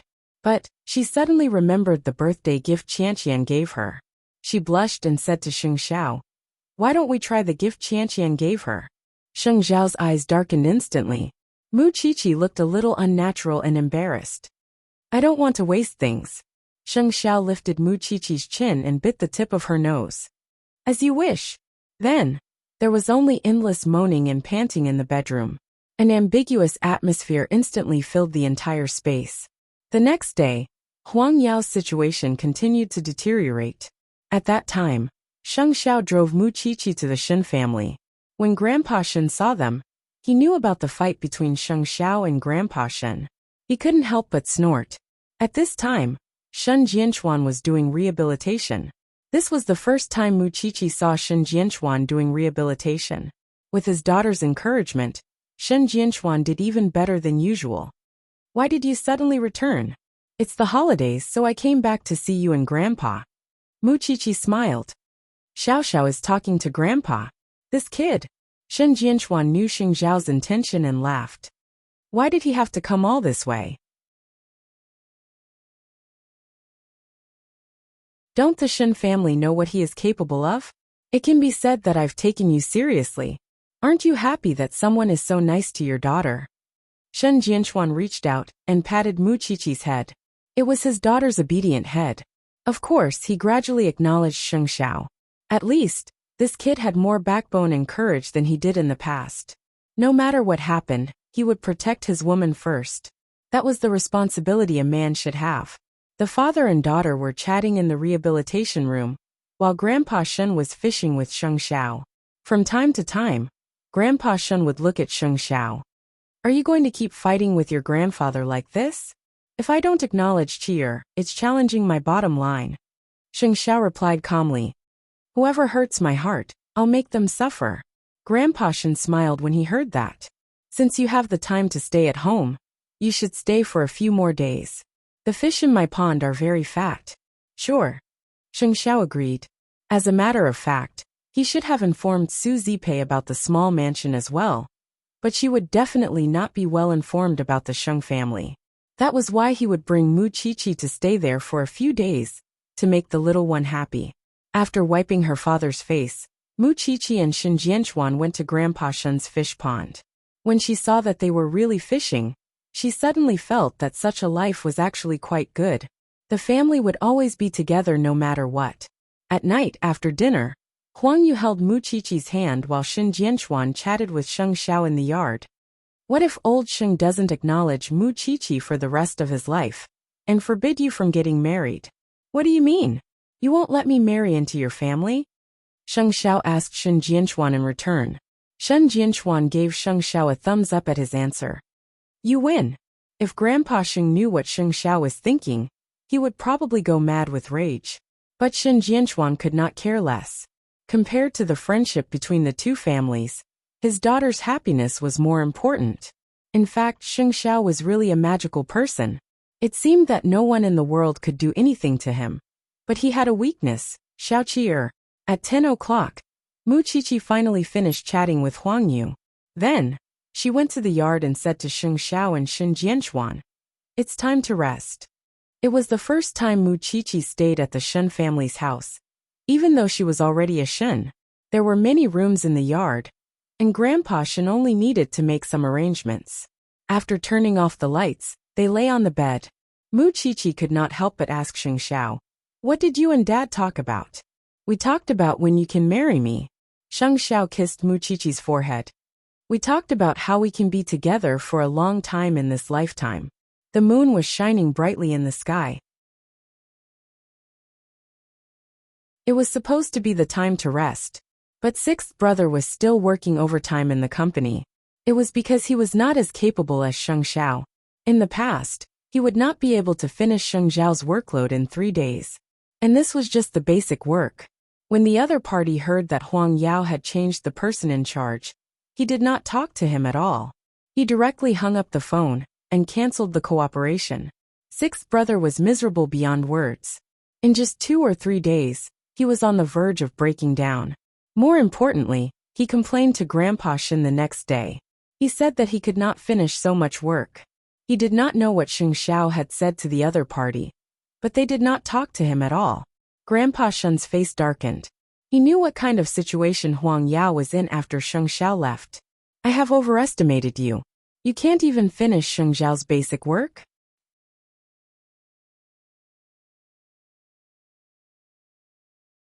Chapter 324. Was it so easy to be the crown prince of Huang Yao? Grandpa Sheng's face was gloomy. In the end, he could only agree. After all, he could not bring himself to look for Sheng Xiao. Moreover, he was the one who wanted to replace Sheng Xiao, because he said that he did not believe that Huang Yao's operations would be a problem without Sheng Xiao. Mama Sheng heard their conversation outside the door. She could not help but sneer.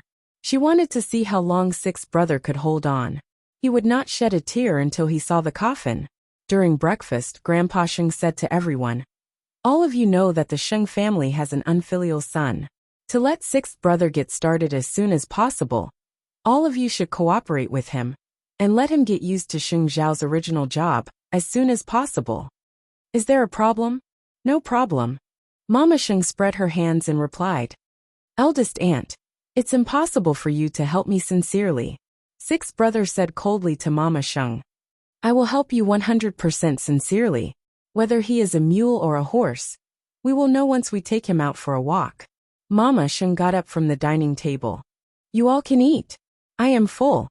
In fact, Grandpa Sheng did not only let sixth brother take over Sheng Xiao's position, he also found the best team in the country to help him negotiate the contracts smoothly.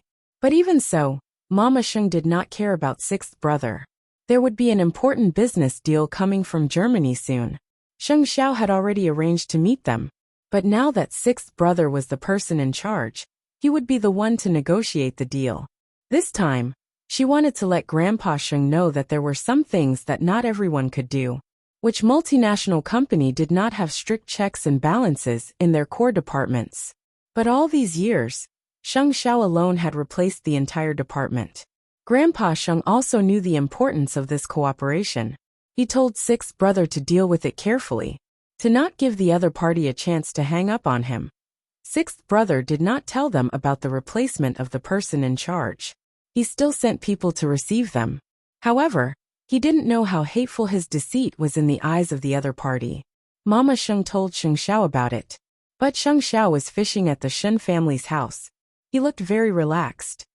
If Huang Yao loses this deal, then in Germany, the network that you've worked so hard to build will be ruined. Whatever. Sheng Xiao answered directly. This also means that Huang Yao's sales for the second half of the year will shrink significantly. It's not my company. I don't care. That's good too.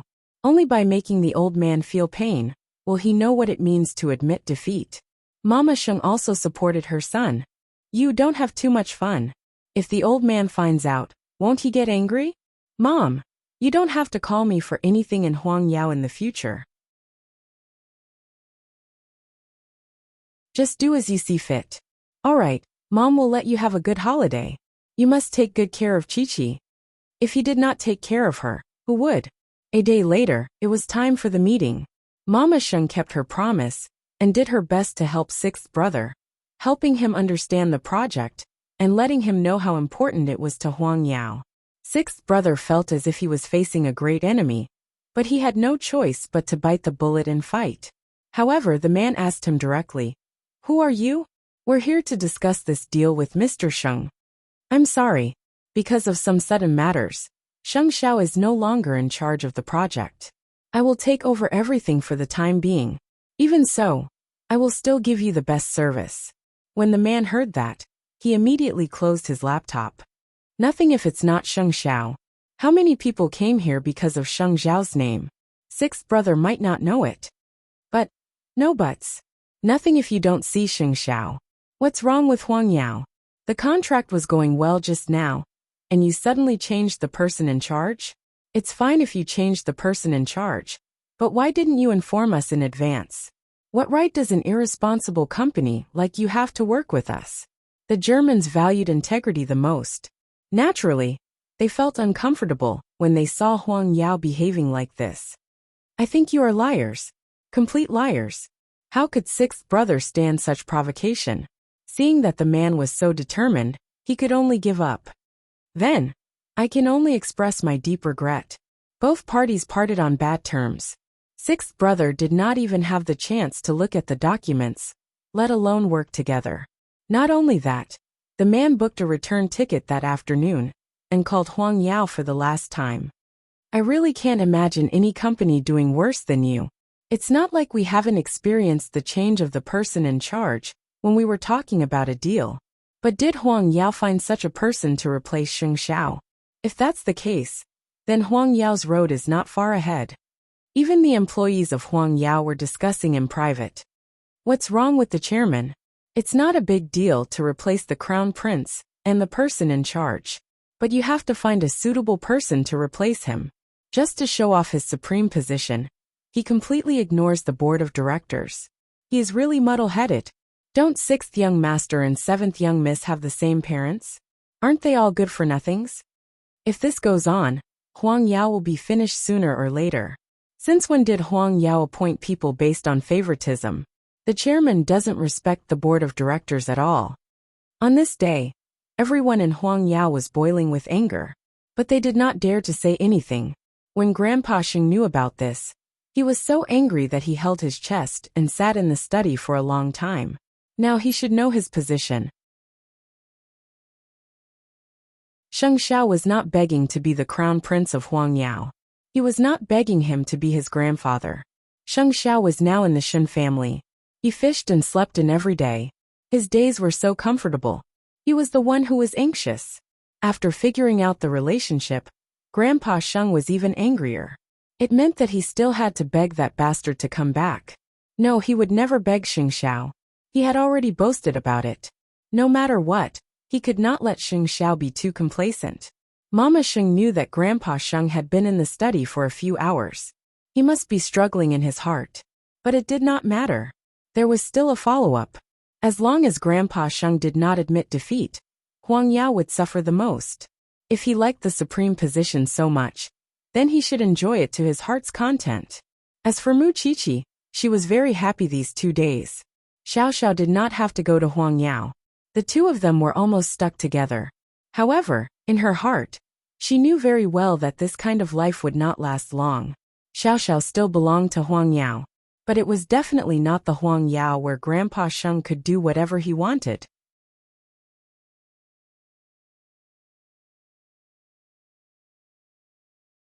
Chapter 325. Sheng Xiao was the only genius in Huang Yao for so many years.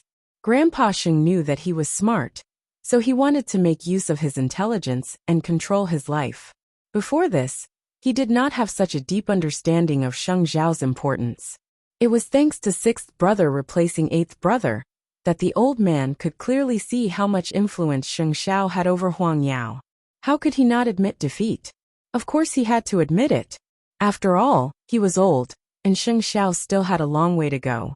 After thinking for an entire night, Grandpa Sheng could only summon Mama Sheng to his study the next morning. Xiao Qin, let's not talk about anything else. Let's call eighth brother back to stabilize Huang Yao. Mama Sheng snorted in her heart, but she did not show it in front of Grandpa Sheng. Father, you know Sheng Xiao's temper. If I ask him to come back, he will definitely not agree. You know what he wants? Could it be that he wants me, his grandfather, to apologize to him? The old man was very angry. There's no need for that. I think sixth brother is adapting very quickly in Huang Yao. I believe it won't be long before he can replace eighth brother. Grandpa Sheng turned around and looked at Mama Sheng. He glared at her. You spoiled him since he was young. That's why he's so lawless. It's my fault for not teaching my son well. So it's better not to let such an unfilial son come back to Huang Yao. After saying that, Mama Sheng left Grandpa Sheng's study. Was she not wronged? She was the same. When Sheng Xiao was young, she didn't have the chance to discipline him at all because Grandpa Sheng took care of everything. Ever since Sheng Xiao could remember, he had been given all kinds of training and social skills. As his mother, how could she not feel sorry for him? And now, the old man was blaming her for not teaching Sheng Xiao well. Grandpa Sheng was helpless. He could only let Papa Sheng do it. After all, he was that unfilial son's father. He would have to listen to him, wouldn't he? Sheng Xiao learned about the old man's thoughts from Mama Sheng early in the morning. Naturally, Sheng Xiao could tell that there was something wrong with his mother's voice. Are you angry at the old man? I've gotten used to it over the years. The old man wants you to come back, but he doesn't want to admit his mistake. You should stay at your father-in-law's house for a few more days. Sheng Xiao's eyes could not help sharpening. Did the old man think he could get over this easily? It probably wouldn't be that easy. After that, Sheng Xiao accompanied Mu Qiqi to the recovery room to help Shen Jianchuan with his training. When the doctor saw that Shen Jianchuan was recovering well, he could not help but smile. At this rate, you'll be able to get out of bed and walk in less than a year. For the sake of being able to walk, I will try my best. After that, the doctor left. At that time, Shen Jianchuan saw Sheng Xiao's expression. Although he tried his best to hide it, it was easy for a man to feel the dominance coming from him. What's wrong with the Sheng family now? The old man wants you to go back, right? It's not that easy, Sheng Xiao replied as he squatted down to pick up the tools on the ground. The old man is really something. When you talk about family, he talks about rules with you. When you talk about rules with him, he talks about blood ties with you. So, it's not impossible for me to return. But this time, I want to state my conditions. What he had done for Huang Yao and the Sheng family all these years was taken for granted by Grandpa Sheng and treated as worthless. Since that's the case, let's talk about the deal. That was what Shen Jianchuan wanted to remind Sheng Xiao of. Still, the kid certainly did not need anyone's guidance. In fact, he knew better than anyone else. Trust me, there would be a day when you would walk out of Huang Yao. Are you interested in doing something with your father-in-law? Of course, you don't have to answer me now. For the sake of my daughter, I'll leave a way out for you. Sheng Xiao's lips curled up at that. Little one, Not only do you have the strongest man, you also have the best father. Mu Qiqi was not listening to their conversation at all. She was completely confused. Both men were trying to protect the woman they loved the most. In that very moment, there were only father and daughter, husband and wife in that space. That was why there was nothing stronger than the power of love. That afternoon, Papa Sheng personally came to the Shen family. Grandpa Shen had given his study to the father and son, and was fishing with Shen Jianchuan at the pond. Papa Sheng could not help taking a deep breath when he saw his unfilial son, trying his best to hold back his anger. You've had enough of throwing a tantrum. It's time to go home. Why are you hiding here? This is my father-in-law's house. Huang Yao is in a mess because of sixth brother. Are you just going to sit back and do nothing? It's only right for your grandfather to care about you. Enough with the nonsense. Pack your things and go home. You really want me to go home?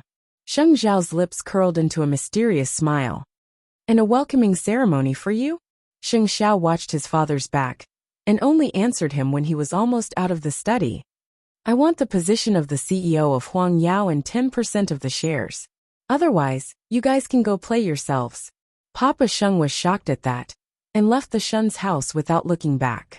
Was that bastard coveting his own father's position now? Even so, he would not admit that the reason he could sit in that position was because of his son, Sheng Xiao. Fuming, Papa Sheng promptly left the Shen's house. When he returned to Huang Yao, he told the old man the truth about his meeting with Sheng Xiao today.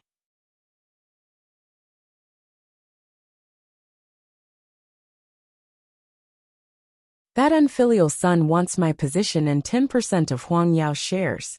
Is that something he should covet? When the old man heard that, and realized that Sheng Xiao was bargaining with him, he clutched his chest in anger and coughed violently. Father, are you all right? He is blaming me for replacing him after using him. That's why he wants to increase his cost. You won't agree to it, will you? Papa Sheng was a little worried.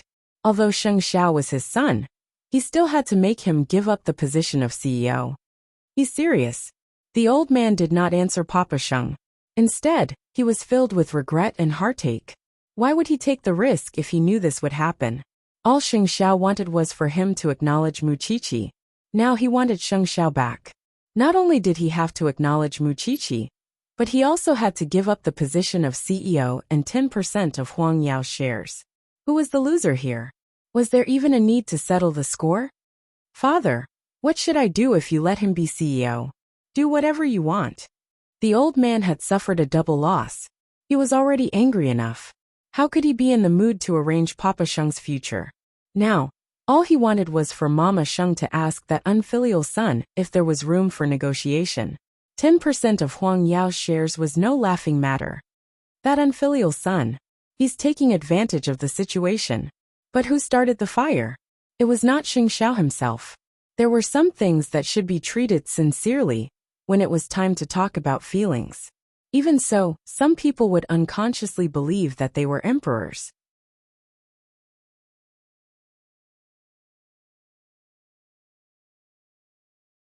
Chapter 326.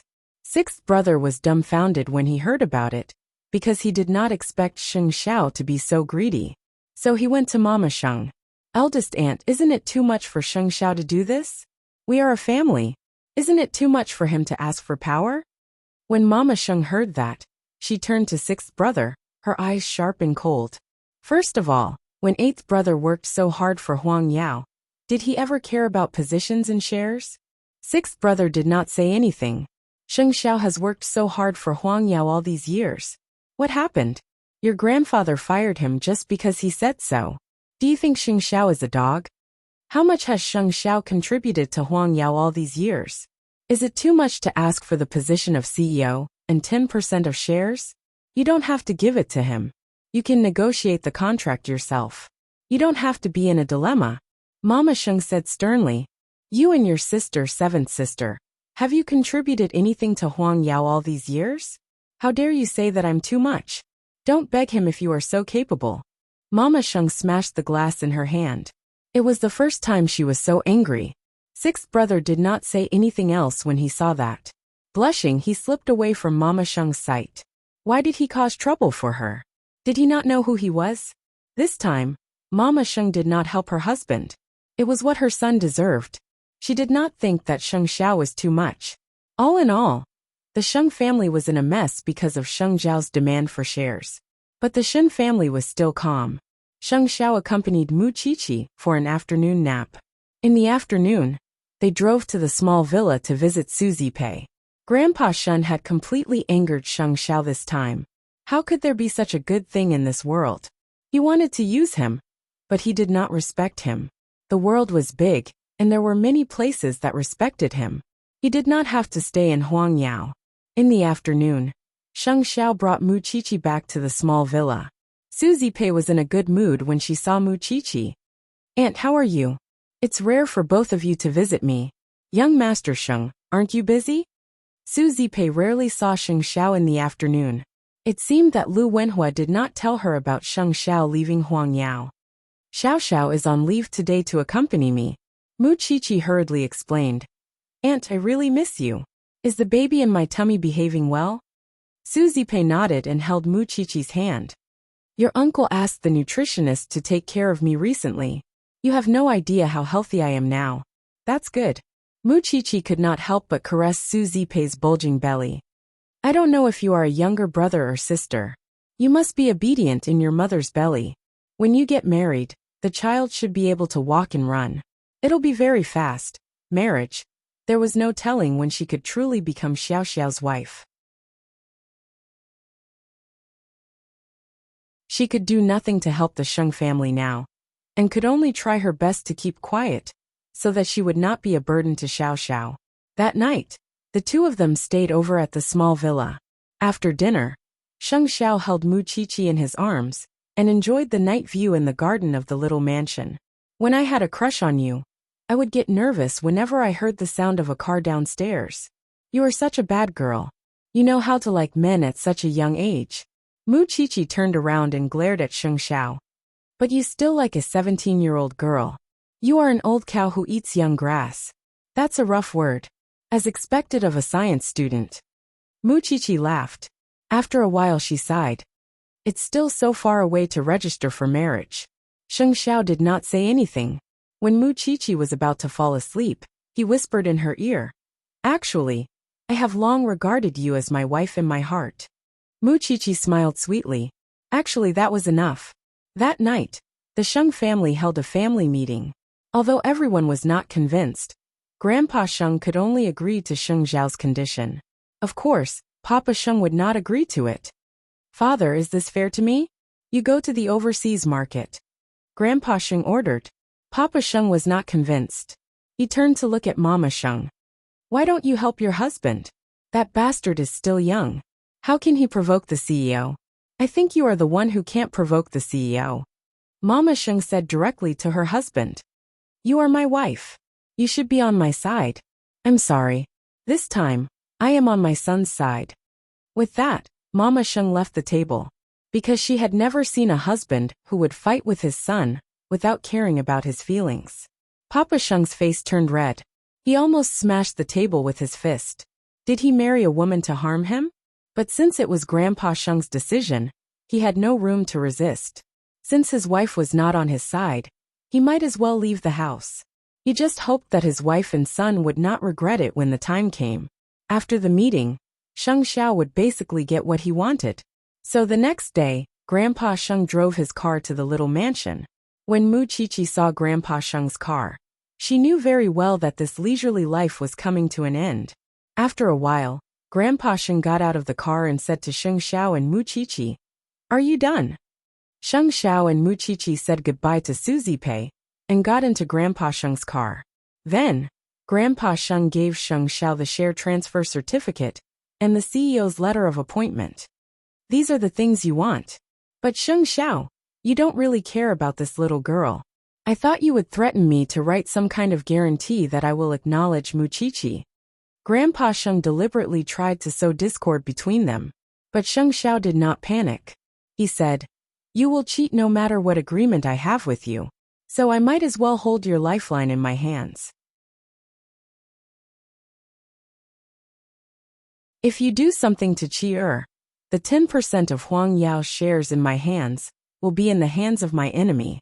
Grandpa Sheng's face turned red when he heard that. Sheng Xiao was indeed Sheng Xiao. He was really good at calculating. It was useless to know that any guarantee was useless. So, getting the shares of Huang Yao was the best insurance. Since you have achieved your goal, get back to Huang Yao. I will send Mu Qiqi back to Jingting. No, Sheng Xiao answered crisply. I believe no one but you. Get out of the car. Grandpa Sheng did not care about them anymore. No matter what, Grandpa Sheng was bleeding a lot this time. But to everyone in Huang Yao, they were naturally happy that Sheng Xiao was back. It meant that Huang Yao's business would not go wrong again.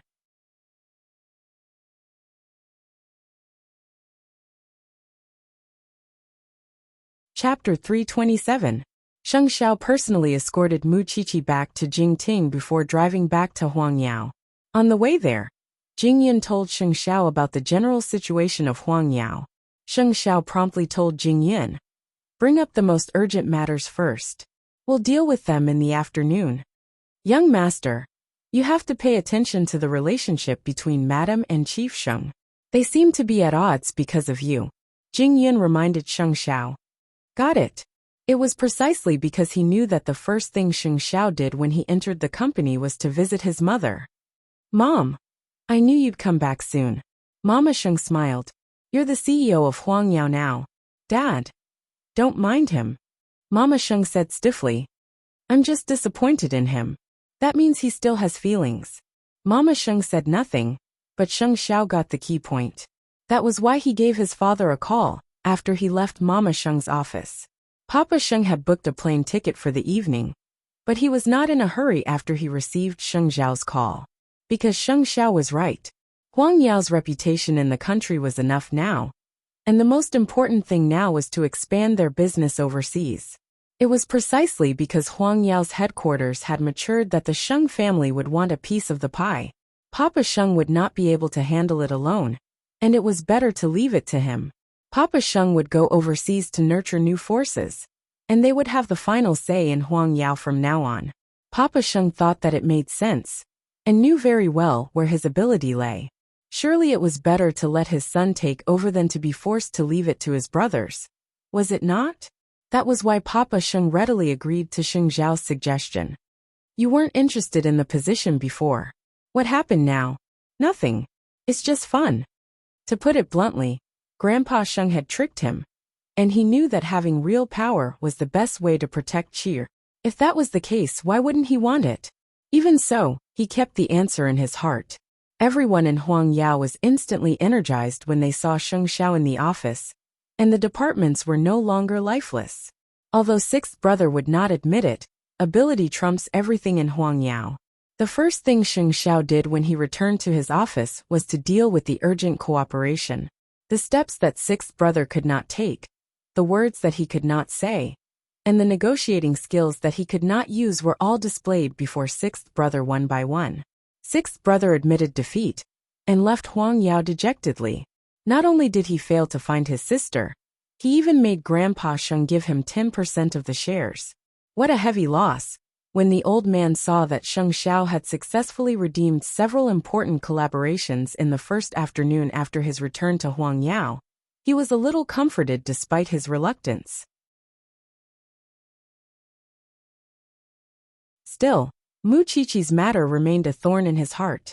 Late at night, Jing Yun was held up by Huang Yao's matters, and could not fetch Sheng Minglan from work.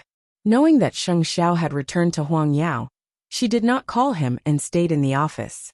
Seeing that Sheng Minglan had no intention of getting off work, the new assistant knocked on the door and entered. Chief Sheng, I think I should take a few days off next month. What's the matter? I'm getting married. The assistant said. I've been dating my girlfriend for 8 years. So we're planning to start a family. Then, I wish you all the best. You should hurry up too. Sheng Minglan blushed and nodded. Soon, Jing Yun arrived at Sheng Minglan's office, but it was already dark outside. Sorry I'm late. Let's go for dinner now.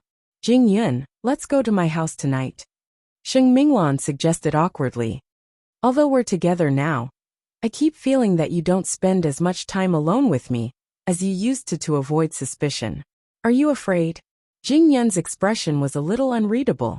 After a while he answered, I'm afraid. I can't control myself. Sheng Minglan understood what he meant and blushed even more. We're partners. Let nature take its course. Why do you have to control yourself? Jing Yun said nothing. They had a tacit understanding. Soon, they arrived at Sheng Minglan's house. Sheng Minglan took out the slippers she had prepared and put them in front of Jing Yun. These are for you. Jing Yun changed into the slippers and Sheng Minglan put on her apron. I'm going to cook. You can rest for a while. I'll help you. Jing Yun took off his jacket and rolled up his sleeves. Then they entered the kitchen together. The atmosphere was very warm. They were like partners who had been together for a long time. They cooperated very well. But when he saw Sheng Minglan's back, Jing Yun couldn't help but hug her.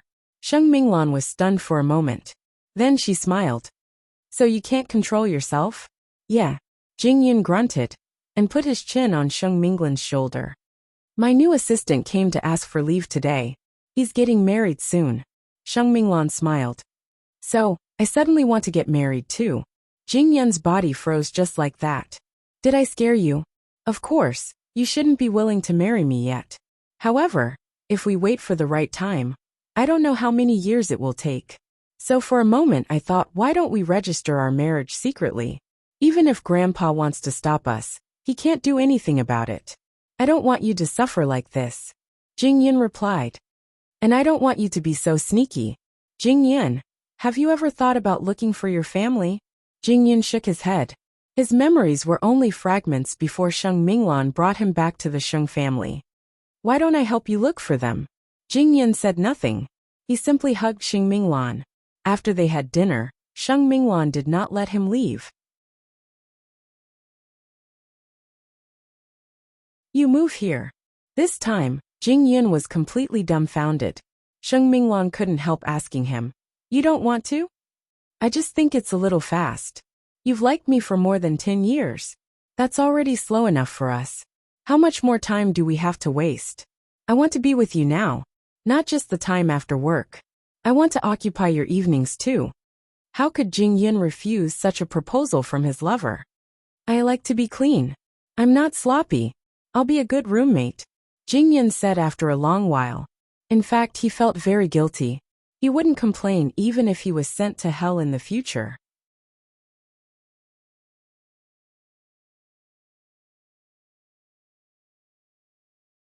Chapter 328. Since Mu Qiqi was a thorn in Grandpa Sheng's heart, all he could think of now was to remove the thorn at the tip of his heart, regardless of the cost. Although he could not do anything to Mu Qiqi at the moment, he still had a chance. Huang Yao was bound to be in Sheng Zhao's hands in the future, but Mu Qiqi could not give him anything. How could she have the ability to manage the entire Sheng family? Still, the old man had learned his lesson and did not trouble Mu Qiqi directly. He simply sent someone to search for girls in the country who had amazing background and power and were of a similar age to Mu Qiqi. When the time came, he could use everything the Sheng family had to make a deal with Sheng Xiao. If Sheng Xiao wanted to take over Huang Yao and become the real ruler of the Sheng family, he must marry the girl he fancied. Otherwise, he would not get a single cent of his inheritance, and he would even chase Sheng Xiao out of the family. Of course, that was his final trump card. He believed that he bore the weight of Huang Yao's rise and fall, and that he had the responsibility to find a qualified backer for Huang Yao. Under that premise, romance was just child's play. And was there any practical use in the end? Not really. That was why he would risk his life to stop Mu Qiqi from entering the family, even if it meant falling out with the Shen family. After Sheng Xiao returned to Huang Yao, Mu Qiqi was planning to apply to go with her tutor to observe and learn from the autopsy site.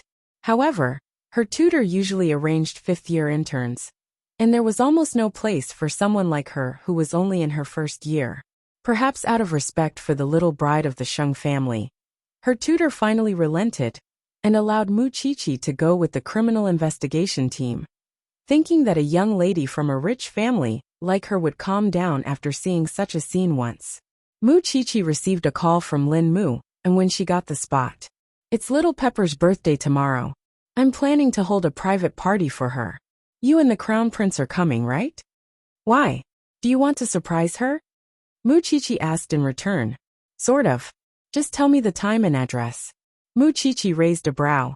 Qianqian was such a careless girl that she had probably forgotten when her birthday was. That won't do. You're still responsible for bringing her here tomorrow. This Lin Muan was really not polite at all. All right, I promise to complete the task tomorrow. In fact, Qianqian only had these two friends. It was rare that Lin Muan would still care for Qianqian. At least, he was more considerate than her best friend. He just didn't know if Lin Muan was Qianqian's confidant, or did he have some other status. But when she thought about it, she suddenly felt that the Lin family was an obstacle that she could not cross. So, she was very worried about Qianqian's situation. That night, Sheng Minglan had already tidied up half of her room, so that she could put Jing Yun's luggage. However, when she opened the door to welcome him, she found that he was carrying a simple suitcase everywhere he went, and he even had the gift she gave him with him. Sheng Minglan could not help but feel sorry for him. Other people would look for a moving company when they move. Who's like you? You only have a few pieces of luggage. I don't have many important things. I only brought some clothes. That's all I have. Jing Yun explained.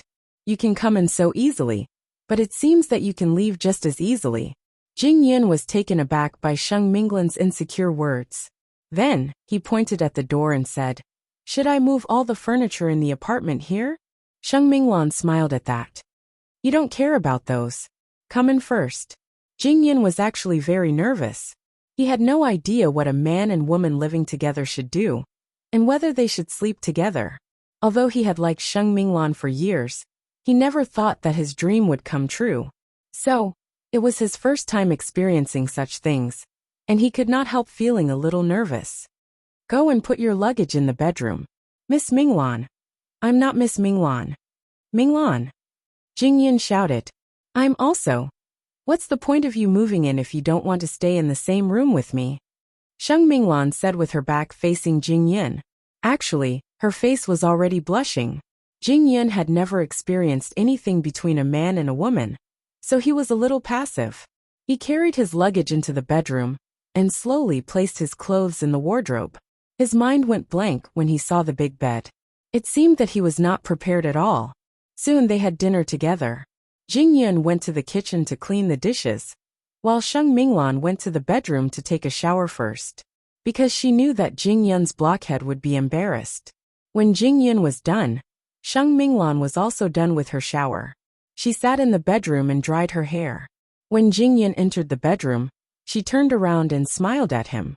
Take a shower. I'm going to the study to take care of some work. Okay. Jing Yun relaxed a lot. But when he changed into his pajamas and walked out of the bathroom, Sheng Minglan was already sitting on the bed. Do you have any activities before bed? If not, we are going to rest.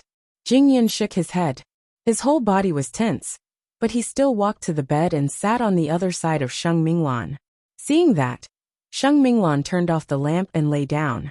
Jing Yun lay down too, but he did not move. In the dark, Sheng Minglan could not help but laugh. Am I going to eat you? Why are you so nervous? I'm just not used to it. Sheng Minglan slowly leaned on Jing Yun's shoulder and smiled. Are you feeling better now? Jing Yun tilted his head and smelled the fragrance coming from Sheng Minglan's body.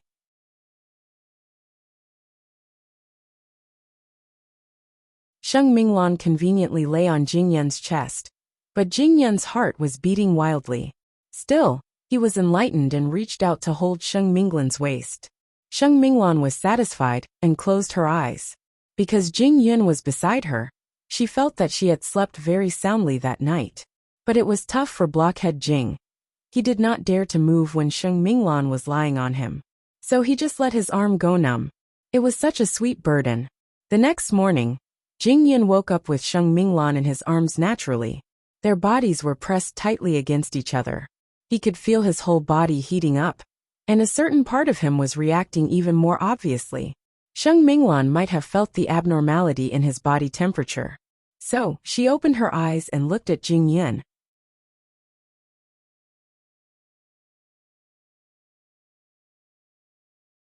Chapter 329. Minglan, let's get up. We're going to be late for work. But you. Sheng Minglan was no longer an innocent little girl. How could she not know that it was a normal reaction from a man? It's fine. I'll take a cold shower. Jingyan said very calmly. Sheng Minglan nodded and got up from the bed. But before she could, she was caught by the blanket and fell back into Jingyan's arms. Hugging Sheng Minglan, Jingyan's hands touched her fair body. In that instant, all reason in his mind was gone. Sheng Minglan wanted to get up, but Jingyan held her tightly. Don't get up. Jingyan's kiss was completely random. Sheng Minglan did not know what to do, but she soon indulged in it and responded to Jingyan in her own way. Both of them were only wearing pajamas. Soon they met each other openly. Clearly it was their first time. That was why they were relying on their instincts. Jingyan was very concerned about Sheng Minglan's feelings. In his limited knowledge, he only knew that when doing such things, he must make a woman happy and not hurt her. That was why even though his kiss was wild, his touch was very gentle. After all, this was the person he cared about the most. And he was doing the most beautiful thing in the world with her. Minglan, are you uncomfortable? Sheng Minglan shook her head. Her body naturally relaxed and enjoyed it. Sensing that Sheng Minglan was ready, Jingyan cupped her cheeks and asked her very seriously. Are you sure you want to do this? You can still stop now. Sheng Minglan shook her head again and looked at Jingyan with a hint of longing. Jingyan could not care about anything else. It was their first time.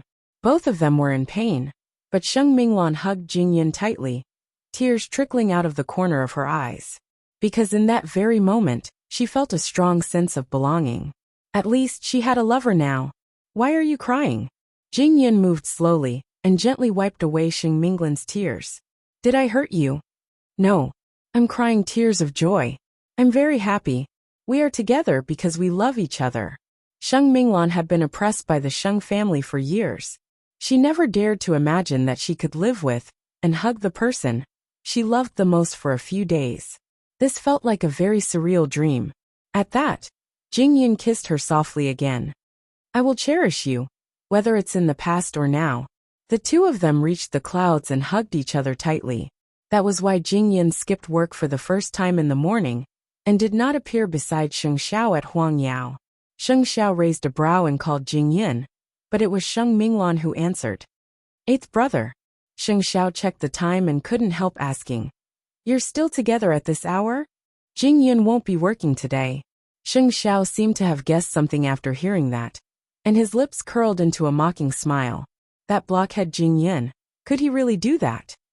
For so many years, he had been a vegetarian monk. If you don't go to work, I'll deduct double your wages. Sheng Minglan ignored him, because Jingyan was in the bathroom, filling the bathwater for her.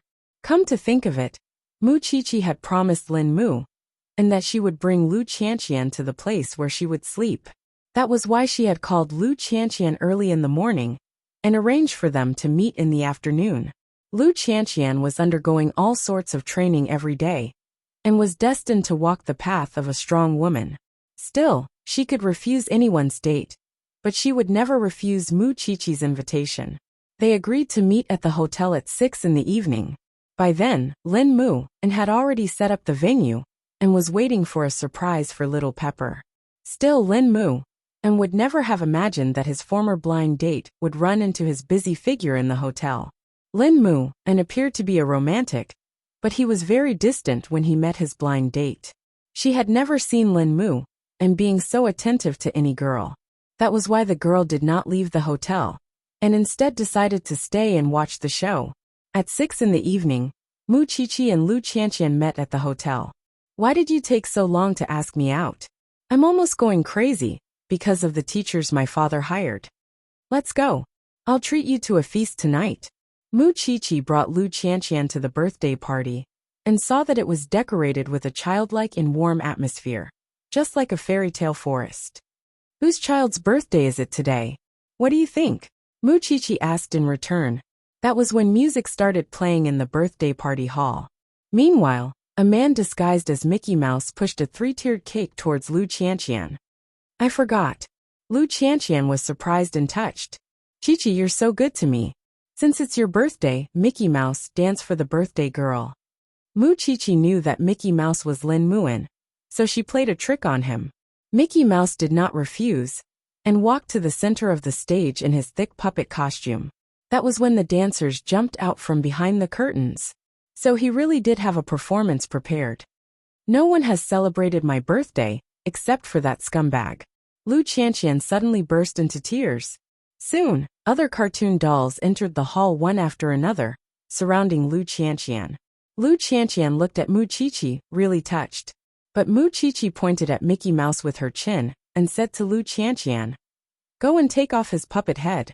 Let's see who he is." Lu Qianqian looked at the bouncing Mickey Mouse on the stage, and walked straight to him, taking off his big head. She saw Lin Muin inside, sweating profusely. Surprised, Lu Qianqian looked at Lin Muin, and although her words were still unforgiving, her eyes turned red. "You're a young master of the Lin family, and yet you're doing such a thing. Aren't you stupid? Little Chilly, be reasonable." Living in this world is all about enjoying life. Look at you. It's so easy to be abducted by others. I've only done this for you, and you're already moved to tears and snot. Lin Muin smiled at Lu Qianqian while wiping his sweat. "We've known each other for so long. I should give you a proper present. You're so stupid. I don't even want to remember my birthday." "Is it because of that scumbag?" Lin Muin guessed. "Is it necessary? You can even forget your gift day for a scumbag. You're so cruel to yourself."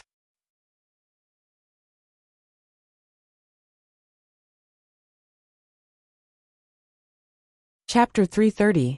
Lu Qianqian opened the box and saw a delicate dolphin necklace inside.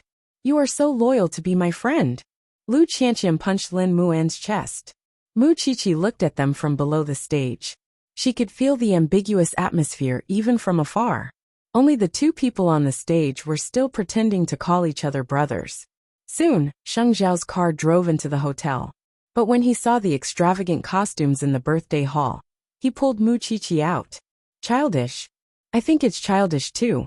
But it's Lin Muin who prepared it. It's very thoughtful." Sheng Zhao reluctantly entered the childish hall and sat down on the lace sofa. Mu Chi-Chi held his hand and comforted him gently. In fact, Sheng Zhao knew very well that Lin Muin was moved. That was why he prepared all these for Lu Qianqian. Otherwise, why would he spend so much effort? Does that idiot have some misunderstanding about being 20 years old? Are you sure it's not after June 1st? Mu Chi-Chi could not stand Sheng Zhao's ridicule. She sat down and laughed. But what did it matter? It was fine as long as Qianqian was happy. Soon, a picture of Lu Qianqian when she was 5 or 6 years old appeared on the curtain of the banquet hall. The little girl had a braid and looked very cute. Lu Qianqian was shocked. She quickly punched Lin Muin. "Where did you get this? I've never seen it before. I asked your teacher for it." Lin Muin replied. "Didn't you start liking that scum from that time? That's why I'm celebrating your birthday today, so that you can keep your eyes open in the future." Lu Qianqian looked at her picture. She suddenly remembered her ridiculous life for more than 10 years. "Thank you for reminding me. I've been stupid for so many years. It's okay. You're a little stupid and blind, but you're not hopeless. I'll try to save you." Lu Qianqian threw a punch at Lin Muin. "Do you really think I'm praising you? Don't find a man who's good to you in the future. Don't be silly and stick to him. Men are cheap." Lu Qianqian listened quietly and did not answer. She didn't know why, but her mind suddenly replayed the scene of Lin Muin sweating for her. "Seeing that you still have some humanity left in you, I won't attack you personally in the future. You know how good I am." Lin Muin smiled. Mu Chi-Chi suddenly felt that they shouldn't stay inside. "Xiao Xiao, why don't we go home? You also know that you are the third wheel." Sheng Xiao looked at Mu Chi-Chi condescendingly and left quietly with her. Those two did not need an audience at all. They could just make up and direct themselves for the whole night. All right? Of course, no one realized that there were outsiders watching this private party. She was shocked to see Lin Mu and Lu Qianqian being so close. When he got home, he told his parents about it. Come to think of it, Lu Qianqian was just a broken shoe in everyone's eyes. But Lin Mu, and would rather be with that broken shoe than other innocent young ladies. Would those young ladies be convinced? The other party's parents also called old Master Lin. Grandpa Lin's face darkened when he heard that. He called his assistant. Go and find out where young master is now. Lin Muan and Lu Qianqian did not notice that Mu Qiqi and Sheng Xiao had left. That was how they usually got along. They would talk and drink merrily in the name of good brothers. It was only when they were almost drunk that Lu Qianqian staggered and realized that Mu Qiqi and Sheng Xiao were not there. And where's Qiqi? Lin Muan held her and laughed. She left a long time ago. You didn't believe me when I told you that you were blind. I had a good time tonight, Lin Muan. The two were drunk in the birthday hall. But they did not know that Grandpa Lin had quietly arrived at the hotel and had someone splash them with ice water to wake them up. Lin Muan opened his eyes and was about to curse when he found his grandfather in front of him. Lu Qianqian had also sobered up beside him. I was wondering where you were fooling around for the whole day. So I didn't wrong you. Grandpa, you don't have the right to talk to me now. Miss Lu, is it convenient for us to talk? Grandpa Lin turned his sharp gaze on Lu Qianqian. Lu Qianqian wiped the ice water off her face and nodded solemnly. But Lin Muan stopped her. Grandpa, I was the one who found her. This has nothing to do with little Pepper. Don't touch her. I just want to talk to her. Why are you so nervous? Of course he was nervous, because he knew how vicious his grandfather's words could be. If Lu Qianqian really listened to him, she would never talk to him again. Grandpa, it's Qianqian's birthday today. I'm just celebrating her birthday as a friend. There's nothing else between us. As a friend? Grandpa Lin snorted coldly. I always thought that you are a child who knows what to do and won't let others worry about you. But after seeing what happened tonight, I know that everything you usually show is just an illusion. It's fine if you don't let me talk to Miss Lu alone. I'll just say what I want to say here. No. Lin Muan still wanted to protect Lu Qianqian's pride. Grandpa Lin snorted and brought Lu Qianqian to another hall. Lin Muan sat on the floor, suddenly feeling very guilty. It was not easy for him to open up a little of Lu Qianqian's heart and let her face life again. But with Grandpa Lin's interference, she might get into a dead end again. In the space without Lin Muan, Lu Qianqian lowered her head in front of Grandpa Lin. When Grandpa Lin saw that, he could not help asking Lu Qianqian. Muan told me before that I should not judge a person by his appearance, and should not use one mistake to judge a person's character. So Miss Lu, tell me, what kind of family education would allow a girl like you to get drunk with a man in a hotel? Lu Qianqian's throat was a little choked. She did not say anything. You should be aware of your and Muan's status. People like you, your every action is being watched by others. Why can't you be friends openly? Do you really not understand? I don't care if you like Muan or not. But let me tell you one thing. I will never accept my granddaughter-in-law being dirty. You have a bad reputation now. Do you know how much it affects Muan?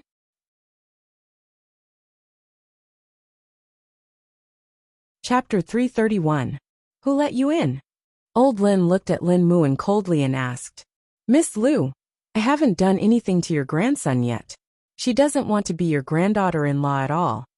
Lin Muan pushed Lu Qianqian and refuted old Lin. Go, Lin Muan. If you don't want to hear worse words, don't leave this place now. I'm sorry today. Lin Muan said to Lu Qianqian with a pained expression. Lu Qianqian glanced at Lin Muan and then at old Lin. She nodded. Then I'll go first. Okay, you can go. But tomorrow, I will go to your parents myself and let them know how to discipline their daughter. Don't lead other people's children astray. Lu Qianqian endured the unfair treatment and turned to leave, because she knew that Lin Muan would be in more trouble if she stayed. But Lu Qianqian did not return home. Instead, she drove to Jingting. Qiqi. Mu Qiqi was frightened when she saw Lu Qianqian's face full of tears. Did Lin Muan bully you? Lu Qianqian shook her head while crying. No. Although Mu Qiqi was anxious, she had to wait for Lu Qianqian to stop crying. On the other hand, old Lin hit his grandson's back with a stool. What did I teach you? You can offend anyone. Do you still remember who you are? And what kind of status do you have to provoke those shady people with bad reputations? Lin Muan endured the old man's scolding. He was angry and wronged. From now on, will you still see that ill-mannered woman? I told you that Lu Qianqian and I are just friends. And Grandpa, you really let me see the most despicable side of a man. You are not talking to Qianqian as an elder. You are just bullying the weak. You are insulting and attacking a 20-year-old child. How superior do you think you are? In my heart, you are just shameless and stubborn. You value men more than women. You ignore human rights and have no basic respect for women. You can restrict me from making friends, and you can hurt Qianqian so that we can no longer contact each other. But in my heart, my respect for you has collapsed from this moment onwards. You are only in your 20s. Do you know what life is?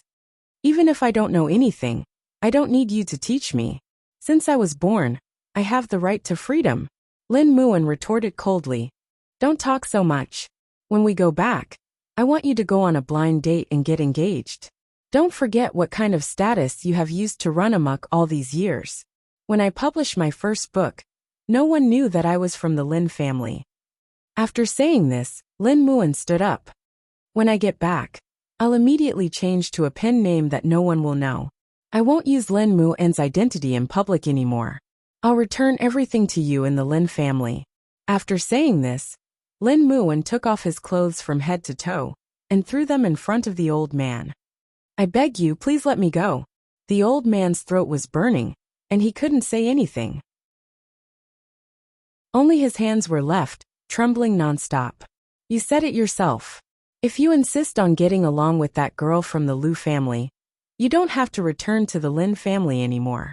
I'll pretend that I don't have you as my grandson, and you can forget about getting any benefits from the Lin family. I'm only 21 years old. I don't want my life to be arranged by you and regret it for the rest of my life. After saying that, Lin Muan walked out of the hotel naked. What was there to be a son of a rich family and a young master of a government? Jingting. Late at night, Lu Qianqian finally stopped crying. She told Mu Qiqi, I don't know who told us, but Lin Muan's grandfather came. We were drunk, and he caught us red-handed. Then, Lin Muan's grandfather came to talk to me. Lin Muan pushed me away to protect me. So, I don't know what's going on with him now. After saying that, Lu Qianqian buried her face in her palms. Lin Muan's grandfather even said that he's going to look for my parents. After hearing that, Mu Qiqi held Lu Qianqian's hand. Fortunately, that bastard Lin Mu, and didn't let you suffer too much. But I'm worried about Lin Muan. Lu Qianqian looked up with tears in her eyes. My parents are used to it. It can't be helped that they have such a useless daughter. But this time, Lin Mu and is going to be taught a lesson by his grandfather. He is the grandson of the Lin family. You don't have to worry too much. Soon, Mu Qiqi received a call from Lin Muan. Is Qianqian at your house? Where are you? I'm at your door. But I'm not wearing any clothes. Can I trouble the crown prince to give me some old clothes? Although Mu Qiqi didn't know what was going on, she still took a set of clothes that Sheng Xiao rarely wore and asked him to give it to him. Sheng Xiao chuckled when he saw Qianqian naked. Did you get robbed? I fell out with my family, Lin Muan said helplessly. Is Qianqian at your house? Is Jingting a place for clandestine love affairs? Sheng Xiao was a little displeased. Soon they entered Jingting together. It was only then that Lu Qianqian saw Lin Mu, and standing behind Sheng Xiao. His figure was different from Sheng Xiao's, so it was a little strange for him to be wearing the clothes. Lin Muan. Qianqian, why are you still crying? Sheng Xiao grabbed Mu Qiqi's hand when he saw her. Let's go upstairs. There's nothing for us to do here. Mu Qiqi smiled and followed Sheng Xiao obediently. I didn't know that Lin Muan had such courage. Do you think you're leaving the family just by taking off your clothes and showing your attitude? It's not that easy. Mu Qiqi nodded at that. The elders of the big families usually had many tricks up their sleeves. They relied on their blood relationship to control and coerce others. Lin Muan had yet to see how powerful those tricks were. I hope he can stay strong until the end. Downstairs, Lin Muan held Lu Qianqian's hand and apologized profusely. It's my fault. It's all my fault. I made you suffer. Your grandfather is your grandfather, and you are you. I can still tell. But, How are you going to stay with the Lin family after all? Lu Qianqian told him. Don't worry about me. I'm your grandfather after all. I'll be fine after being angry for a few days. Lin Muan did not tell Lu Qianqian that he had left the Lin family. I'll send you home. It's late now. You can't stay in Jingting. Then where are you going? Lu Qianqian asked Lin Muan. I'll sleep in the studio. Grandpa might go after your parents tomorrow. Don't worry. My parents won't be bullied so easily. Chapter 332. Since Lin Muan was serious, old Lin was certainly not joking. It was not impossible for Lin Muan to leave the Lin family. Early the next morning, old Lin told everyone in the Lin family that Lin Muan no longer wanted to live as a young master of the Lin family. That was why he was no longer a young master of the Lin family, and the public would no longer have to give him face. In short, the Lin family no longer recognized him. Of course, even if the Lin family expressed their attitude towards Lin Muan, they would not leave out the Lu family. Old Lin personally went to Lu Holdings and requested to meet Papa Lu. Papa Lu did not know why old Lin came, because he did not interfere with his daughter's friendships. Still, he was wary when he saw the Lin family's aggressive attitude. May I know what business you have with me, Boss Lin? Papa Lu did not remember having much of a relationship with the Lin family. I'm here today because of your daughter and my grandson. Old Master Lin opened the door and said to Papa Lu, since you're both smart people, I'll be straightforward. Your daughter's current condition makes it unsuitable for her to be with someone else's young master. I'll discipline my grandson, but I'll have to trouble you to discipline your own daughter as well. What do you mean, Elder Lin? Papa Lu's face darkened. It seems that you don't know about it. Last night, it was your daughter's birthday, and the two of them got drunk in the hotel lobby. Papa Lu asked old Lin in return. Since it was not a room, there must have been someone else there. It's not like they were alone, is it? I don't know if they were alone, but I do know that it was ugly. My grandson is innocent, and he still has to face others in the future. At that, Papa Lu finally understood why the old man came to Lu Holdings early in the morning. Being protective of his daughter, Papa Lu naturally did not give him a friendly look. Elder Lin, are you misunderstanding something? Our Lu family is a big family, and we won't let her marry just anyone. Who can say for sure about the officials these days? Who knows, if she falls from her position, we would have to be separated by a wall in the future. I naturally know how to discipline my daughter. Of course, since Boss Lin has come all the way here, I can't let you return empty-handed. Xiao Zhao, go and invite Miss Lin here. Because Lu Qianqian was also in the company, training to be her successor. After a while, Lu Qianqian entered the reception room and walked up to Papa Lu. Dad, are you and the grandson of the Lin family a couple? No. Lu Qianqian shook her head. Since they're not a couple, why are you so busy, Elder Lin? And Qianqian, can you set your sights higher when it comes to making friends?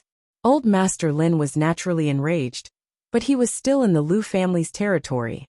Dad, I'll pay attention in the future.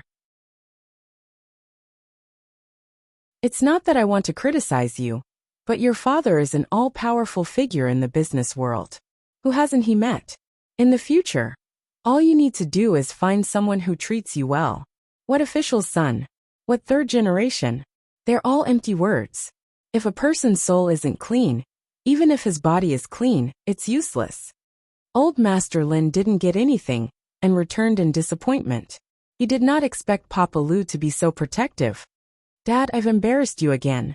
Looking at Lu Qianqian's expression, Papa Lu quickly said, it's not your fault. What right does an outsider have to criticize my daughter? And are you really close to that boy from the Lin family? Dad, you don't object, do you? He's a good man. But his family is difficult.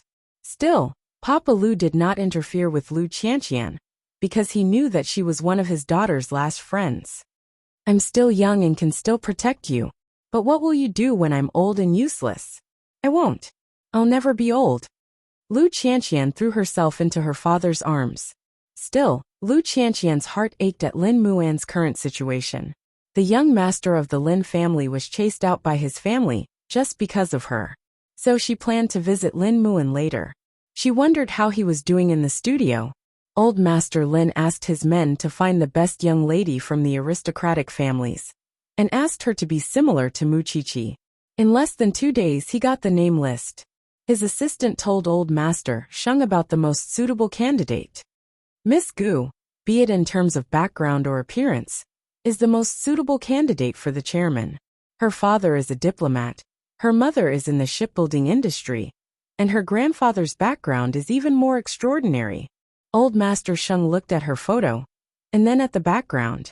Compared to others, Muchichi was like the difference between heaven and earth. Only a girl like her would be a good match for Sheng Xiao. What do you think? However, they were, after all, a powerful family.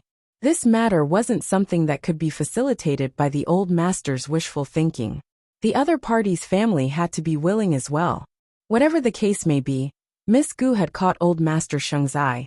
She was the most ideal candidate for his granddaughter-in-law. Of course, Old Master Sheng was very secretive about it, and did not let anyone know about it.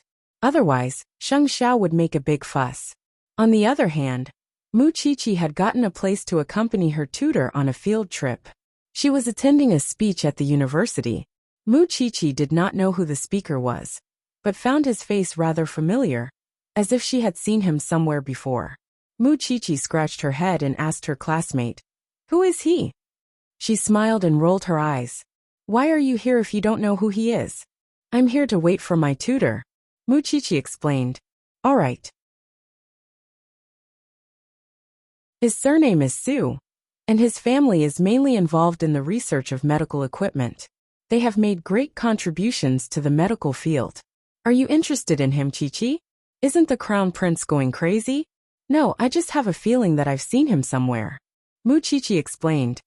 He's very good. He's in his early 40s, and has won many international awards. Muchichi was not interested in those things. Of course, she could not connect that man with anyone's face at the moment. Moreover, the world was so vast that it was not unusual for there to be similarities, and it was not worth her special attention. My tutor is coming out. I'm leaving. Muchichi rose from her seat and followed her tutor. Still, she paid special attention to the man's identity, Su Yihong. You're lucky today. Today's field trip is a major murder case, but you must be mentally prepared. The scene will stink, and most importantly, I won't walk around or touch anything, because I have to protect the scene. Muchichi finished her tutor's words.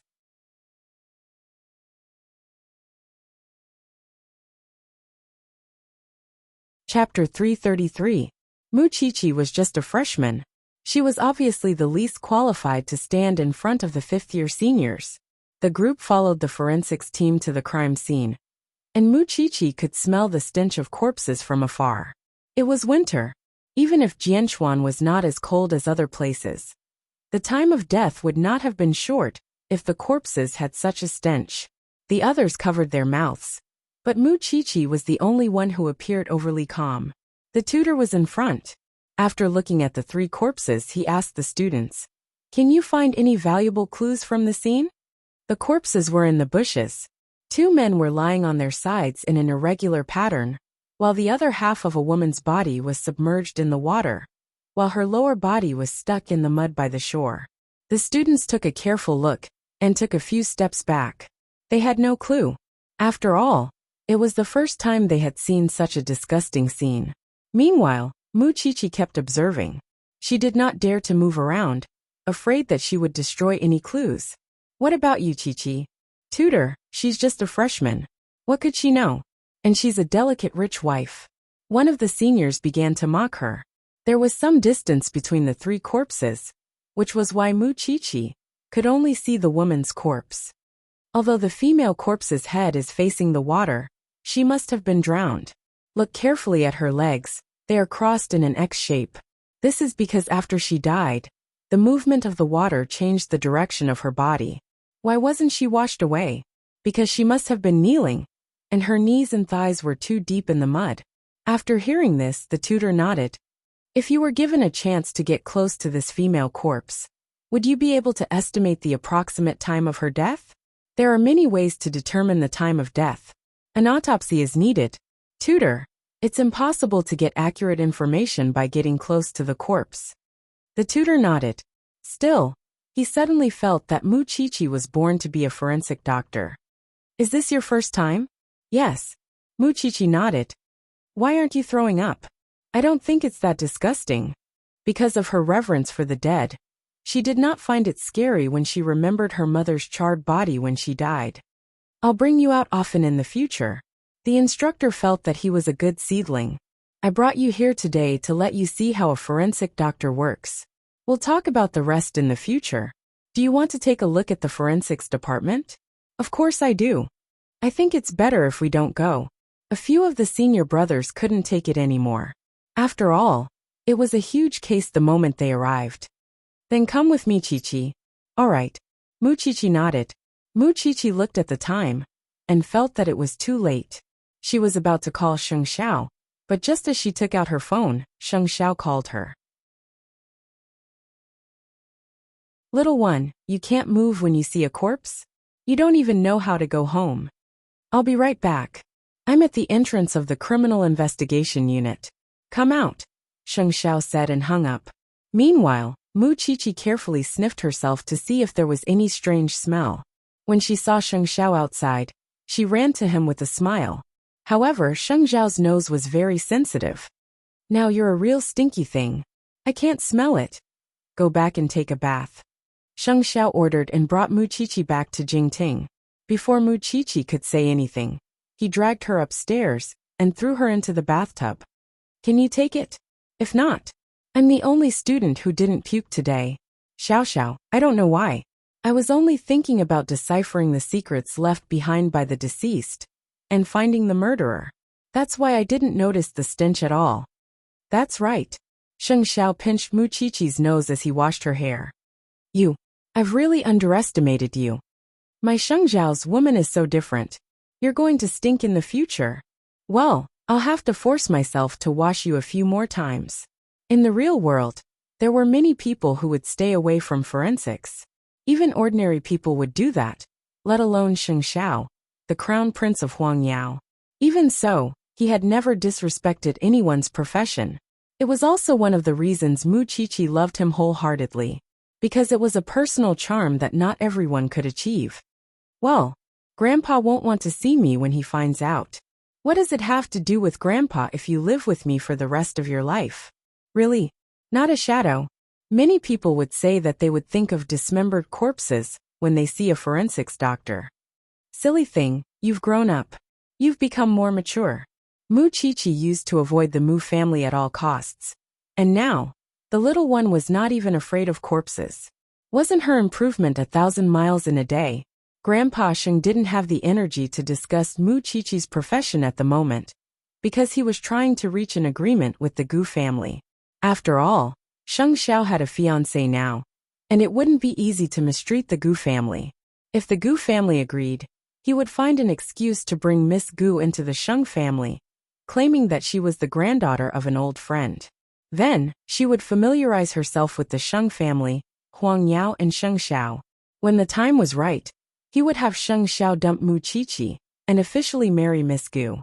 Still, whether it would work or not depended on whether the young lady of the Gu family was really interested in Sheng Xiao.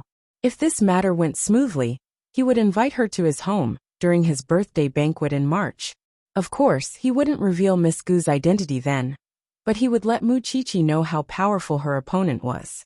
8 o'clock at Lin Muan's studio. Now that the Lin family had announced that they had cut ties with Lin Muan, many people who were interested in his background took the chance to kick him when he was down. Moreover, when Lin Muan told his agent that he would change his pen name and bury the name Lin Muan, his agent thought that he was crazy. You know how the market is now, but you're telling me that you're not going to use the name Lin Muan anymore. Then, everything you've accumulated will go to waste. Not only that, you'll have to start all over again. Do you know how difficult it is to start all over again? I'm not afraid of difficulties. Lin Muan, wake up. Is it worth it for a woman? As a matter of fact, Lu Qianqian was outside his studio. She heard their conversation, and she felt terrible. Do you think that I can't achieve anything without the Lin family? Isn't that so? I didn't rely on the Lin family, but I still became famous. Lin Muan retorted. I have the ability, but I won't force you if you don't believe me.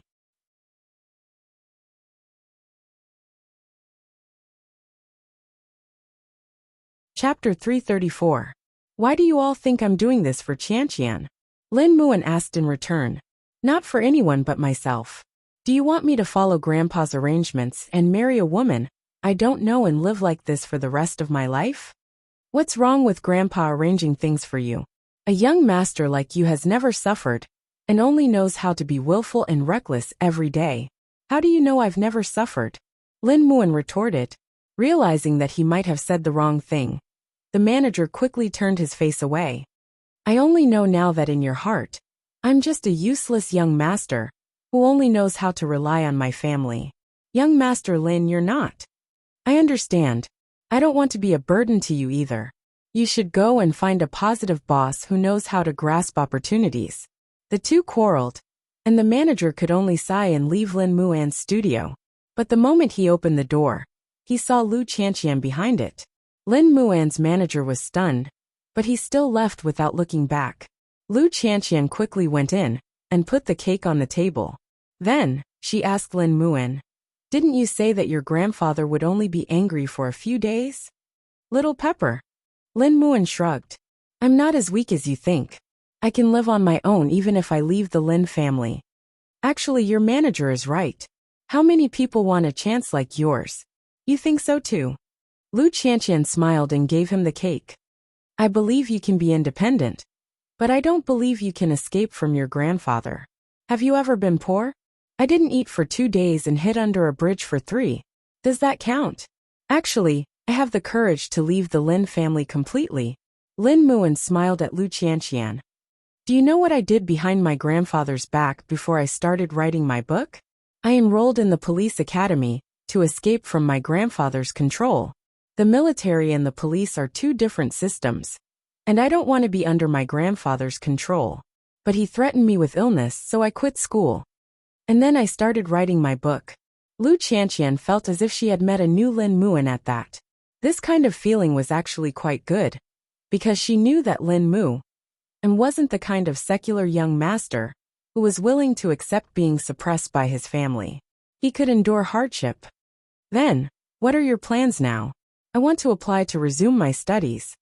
Maybe you don't believe me, but before you appeared, I did think about staying in my grandfather's palm for the rest of my life. But when he treated you like that, I thought to myself, why would I sacrifice my youth to protect someone I don't think is worth it? Although I was born in the Lin family, I have my own ideals. I am also an independent person. I don't want to make those socialites happy every day. I just want my good friend to be happy. After Lu Qianqian heard this, she held Lin Muan's hand. Since you want to do this, then let's do it. We're all adults. Make your choice and bear the consequences. As long as you don't regret your choice, I don't think there's anything to hesitate about. You won't lose me as a friend. Little Pepper, maybe you're the only one who supports me like this. You're wrong. There's also Chi-Chi. She's my best friend. If I support you, she will support you too. Moreover, think about it. She's the fiancée of the Sheng family's crown prince. But she didn't change her course to study finance or management. She's still studying forensics. You're both people who hold on to your dreams. At Lu Qianqian's words, Lin Muan ate the pastries she bought. Let's do that. But I'm going back to school. You have to visit me often. Got it. Who asked you to suffer in there? I'll give you more drumsticks when I go back. With that, both of them laughed. What poor people did every day was to change their fate through hard work. It was the same for the rich. So what if they were rich? They had no choice in their lives. With that decision, Lin Muan went to school early the next morning and asked his tutor to resume his studies. Lin Muan was actually a good seedling. It was just that his grandfather kept interfering with his dangerous work. That was why the school was helpless at the time. Now that Lin Muan returned on his own, the tutor could not be happier. Still, he was worried that his grandfather would stop him again. What if your grandfather gets sick and threatens you again? That's because I'm unfilial. He was too young to be frightened then. But this time it was different. Tell me, what made you change like this? What made you so determined? Love, you have a girlfriend? Lin Muan smiled, looking silly. We're just friends.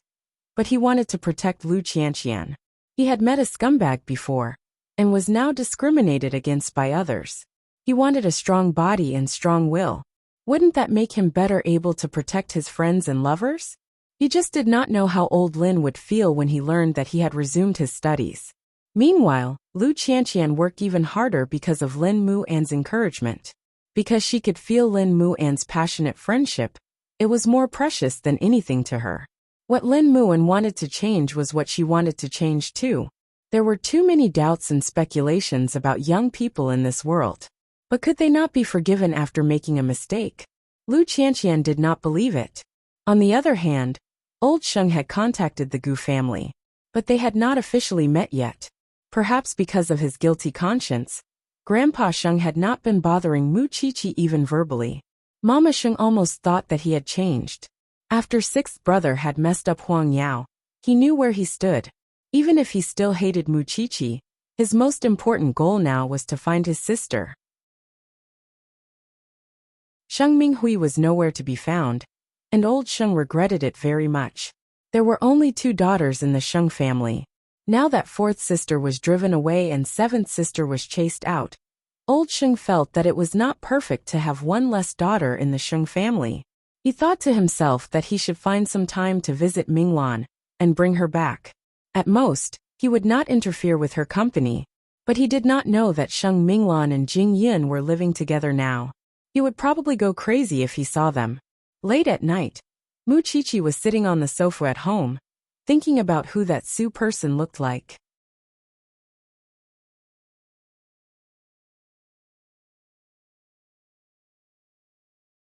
Chapter 335. What is it, Miss Mu Qiqi? Miss Qiqi, Jing Yun asked. There's a man with the surname Su who has been giving a speech in Shengting these few days. He looks very similar to you. I noticed him the first time I saw him, especially his eyes. Mu Qiqi took out her phone and showed him a photo. After listening, Jing Yun took the phone and looked at it, and was a little surprised. Don't they look alike? Won't we know if we check? Sheng Xiao was not obsessed with photos. He would know everything after a DNA test. But, how do we get his DNA? Are we going to ask for it directly? Let's check his background first. Sheng Xiao did not want to disturb Jing Yun's mind right now. The world is so big. There are always people who look alike. You're right, Xiao Xiao.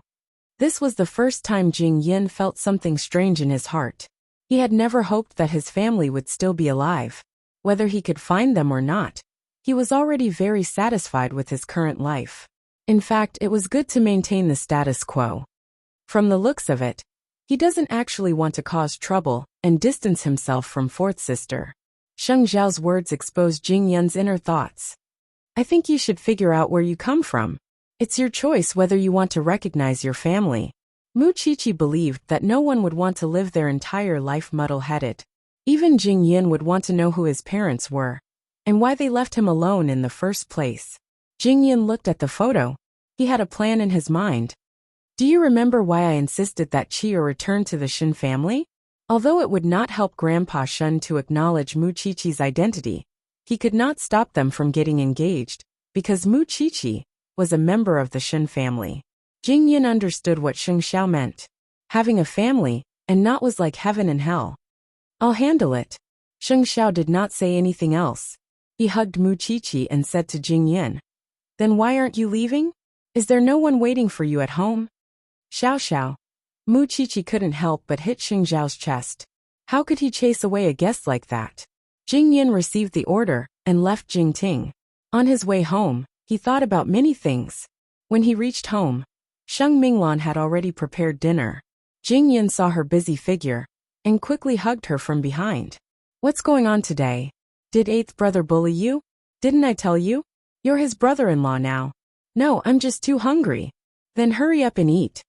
Sheng Minglan picked up the utensils and was about to leave when Jing Yun took them from her and put them down, before lifting her up and placing her on the counter. Jing Yun.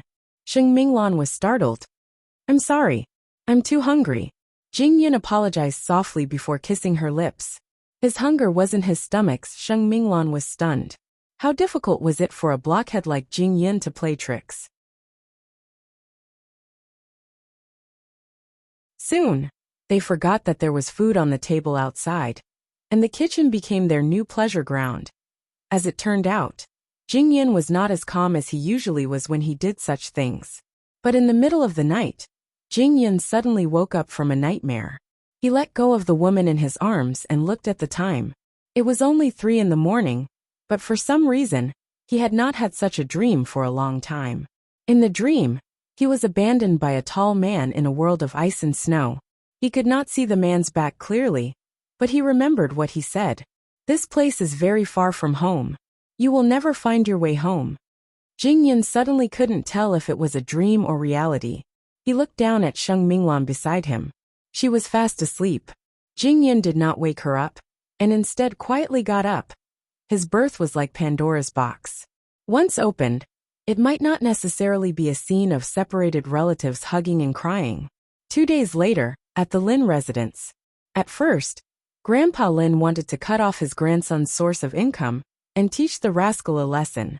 But until now, he hadn't even heard from Lin Muan. Was this child really angry? Was he hiding? Grandpa Lin spent some effort to find Lin Muan. But Lin Muan's former manager told him, "Your grandson no longer wants to listen to your arrangements. He insists on being independent, so I hope you won't come looking for him in the future. Look, the company is planning to take all his promotions and works off the shelves." Grandpa Lin immediately felt that something was wrong.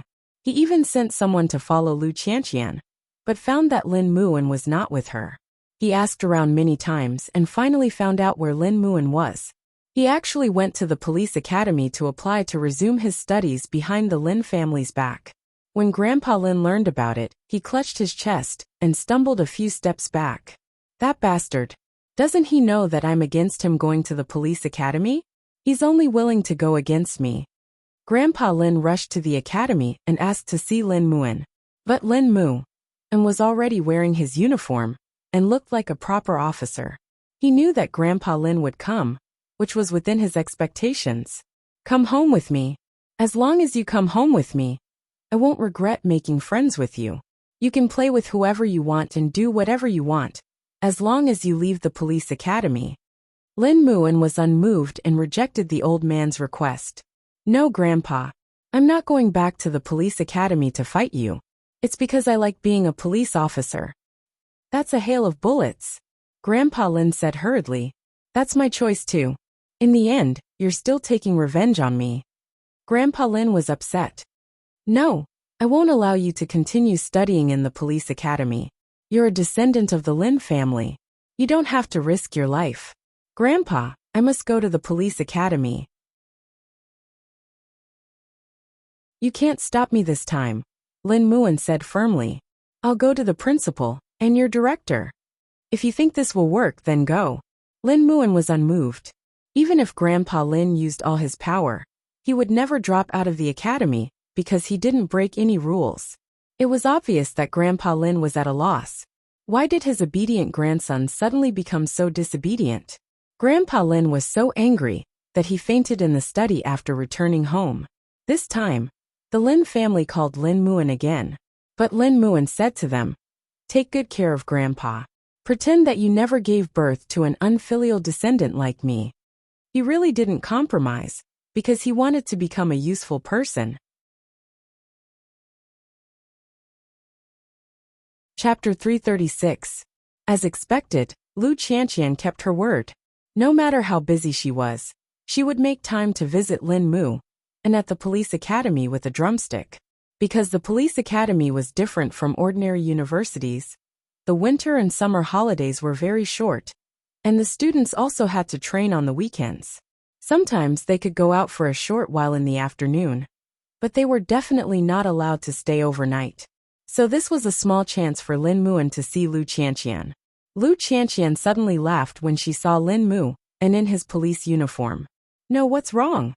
Lin Muan looked at himself curiously. "I'm just not used to seeing you so serious all of a sudden." Lu Qianqian covered her mouth and laughed.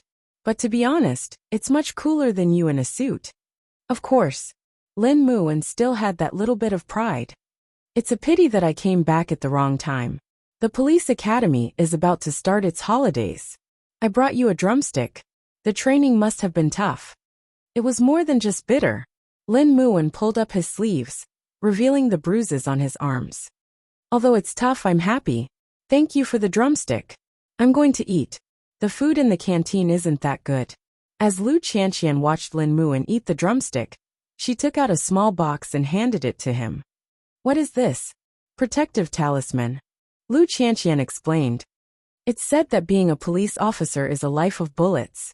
So I wish you a long life. Lin Muan smiled and accepted the small box. Female CEO, you have to study hard too. Don't fall behind me. I'm smart and quick-witted, how can I lose to you? You are a scumbag. Both of them bickered as usual. But for Lin Muan, Lu Qianqian's visit made the physical pain he suffered in the police academy vanish without a trace. When he returned to the police academy, he lay on his bed and opened the gift Lu Qianqian had given him. Seeing that it was really a safety charm, he carefully hung it around his neck. I will definitely grow up to be a friend that can protect you. On the other hand, Lu Qianqian could study harder because of Lin Muan's encouragement. Everyone was improving, and she couldn't always lick her own wounds. Over the last few days, Mu Qiqi had gone out to field several times with her instructor, and returned home every day with different scents. Because it went deep into the hair, there was no way to prevent the smell. No matter how you washed, there would still be some residual smell. Old Sheng had called to inform the entire Sheng family to come home for dinner. In fact, he wanted to discuss a way to bring Sheng Minglan home. However, it was inconvenient for Mu Qiqi to attend, because the smell on her was unbearable. Xiao Xiao, the old man can't wait for me not to go to the Sheng family's dinner anyway. Let's just forget about it this time, lest he uses the smell on me to make a fuss again. Sheng Xiao hugged Mu Qiqi and hooked her chin. There's no smell. Why not? You're helping me because you're a fan. But the Sheng family won't be polite to me. Sheng Xiao did not say anything. He just let go of Mu Qiqi and went to the study to make a call.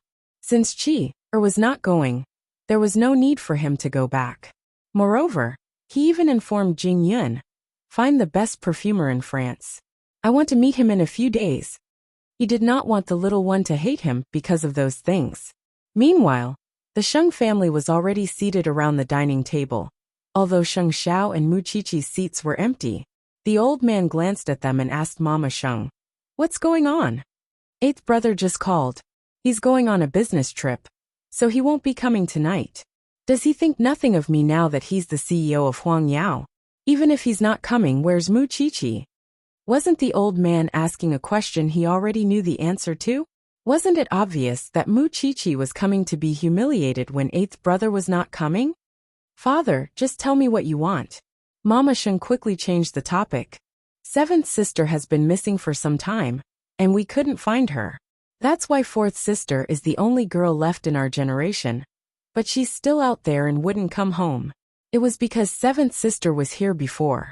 Now that she's gone, you should think of a way to bring her back. No daughter of the Sheng family would want to live in the cage that was the Sheng family. Fourth sister had already tasted freedom outside. Why would she come back? Father, you had promised fourth sister that you wouldn't interfere with her life. It's not good for you to go back on your word. He remembered how he had been fickle in front of Sheng Xiao before, and how he had lost his position as CEO of Huang Yao and 10% of the company's shares. If he were to provoke fourth brother now, he would probably lose even more. She's a daughter of the Sheng family in the end. I won't interfere with her marriage as long as she comes home. The old man's words were pleasant, but could he not object when he found out that Jing Yun and Sheng Minglan were together? Naturally, no one in the Sheng family knew about it. Xiao Qin, I'll leave this to you. I want our family to be together. Mama Sheng was helpless but nodded in the end. I'll do my best. Of course, it would be better for Mama Sheng to know than the old man, right? Mama Sheng went to Sheng Minglan's company early next morning, so that she wouldn't waste her time, and could see her before she went to work. But when she saw Sheng Minglan's car parked in the garage, and was about to get out, She saw Jing Yun getting out of the driver's seat first, before going around the car to drive for Sheng Minglan. They were holding hands, and their posture was very intimate.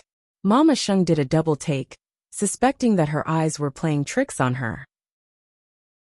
That was why she quickly got out of the car and followed Jing Yun, only to find that they were kissing at the entrance of the company. Mama Sheng promptly covered her mouth and quickly returned to her car. What was going on? Why was Jing Yun with fourth sister? With that question in mind, Mama Sheng called Sheng Xiao. However, Sheng Xiao was in the bathroom, and Mu Qiqi was the one who answered. What's the matter, mother? Xiao Xiao is washing up. Qiqi, tell me, do you know fourth sister's secret? Mama Sheng asked straightforwardly. Mu Qiqi did a double take, her whole body stiffening. Mother, indeed you know about it too. This morning, I saw the two of them being very intimate in front of fourth sister's office. These two kids are way too brave. Don't they know what the consequences will be if the old man finds out?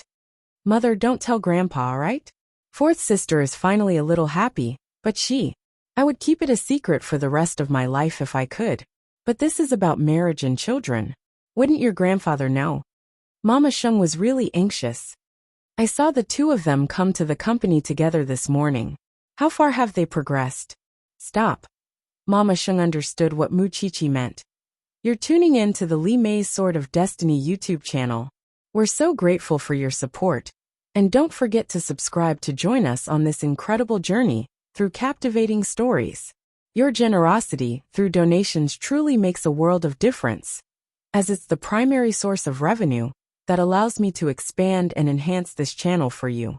Thank you from the bottom of my heart for being a part of this adventure.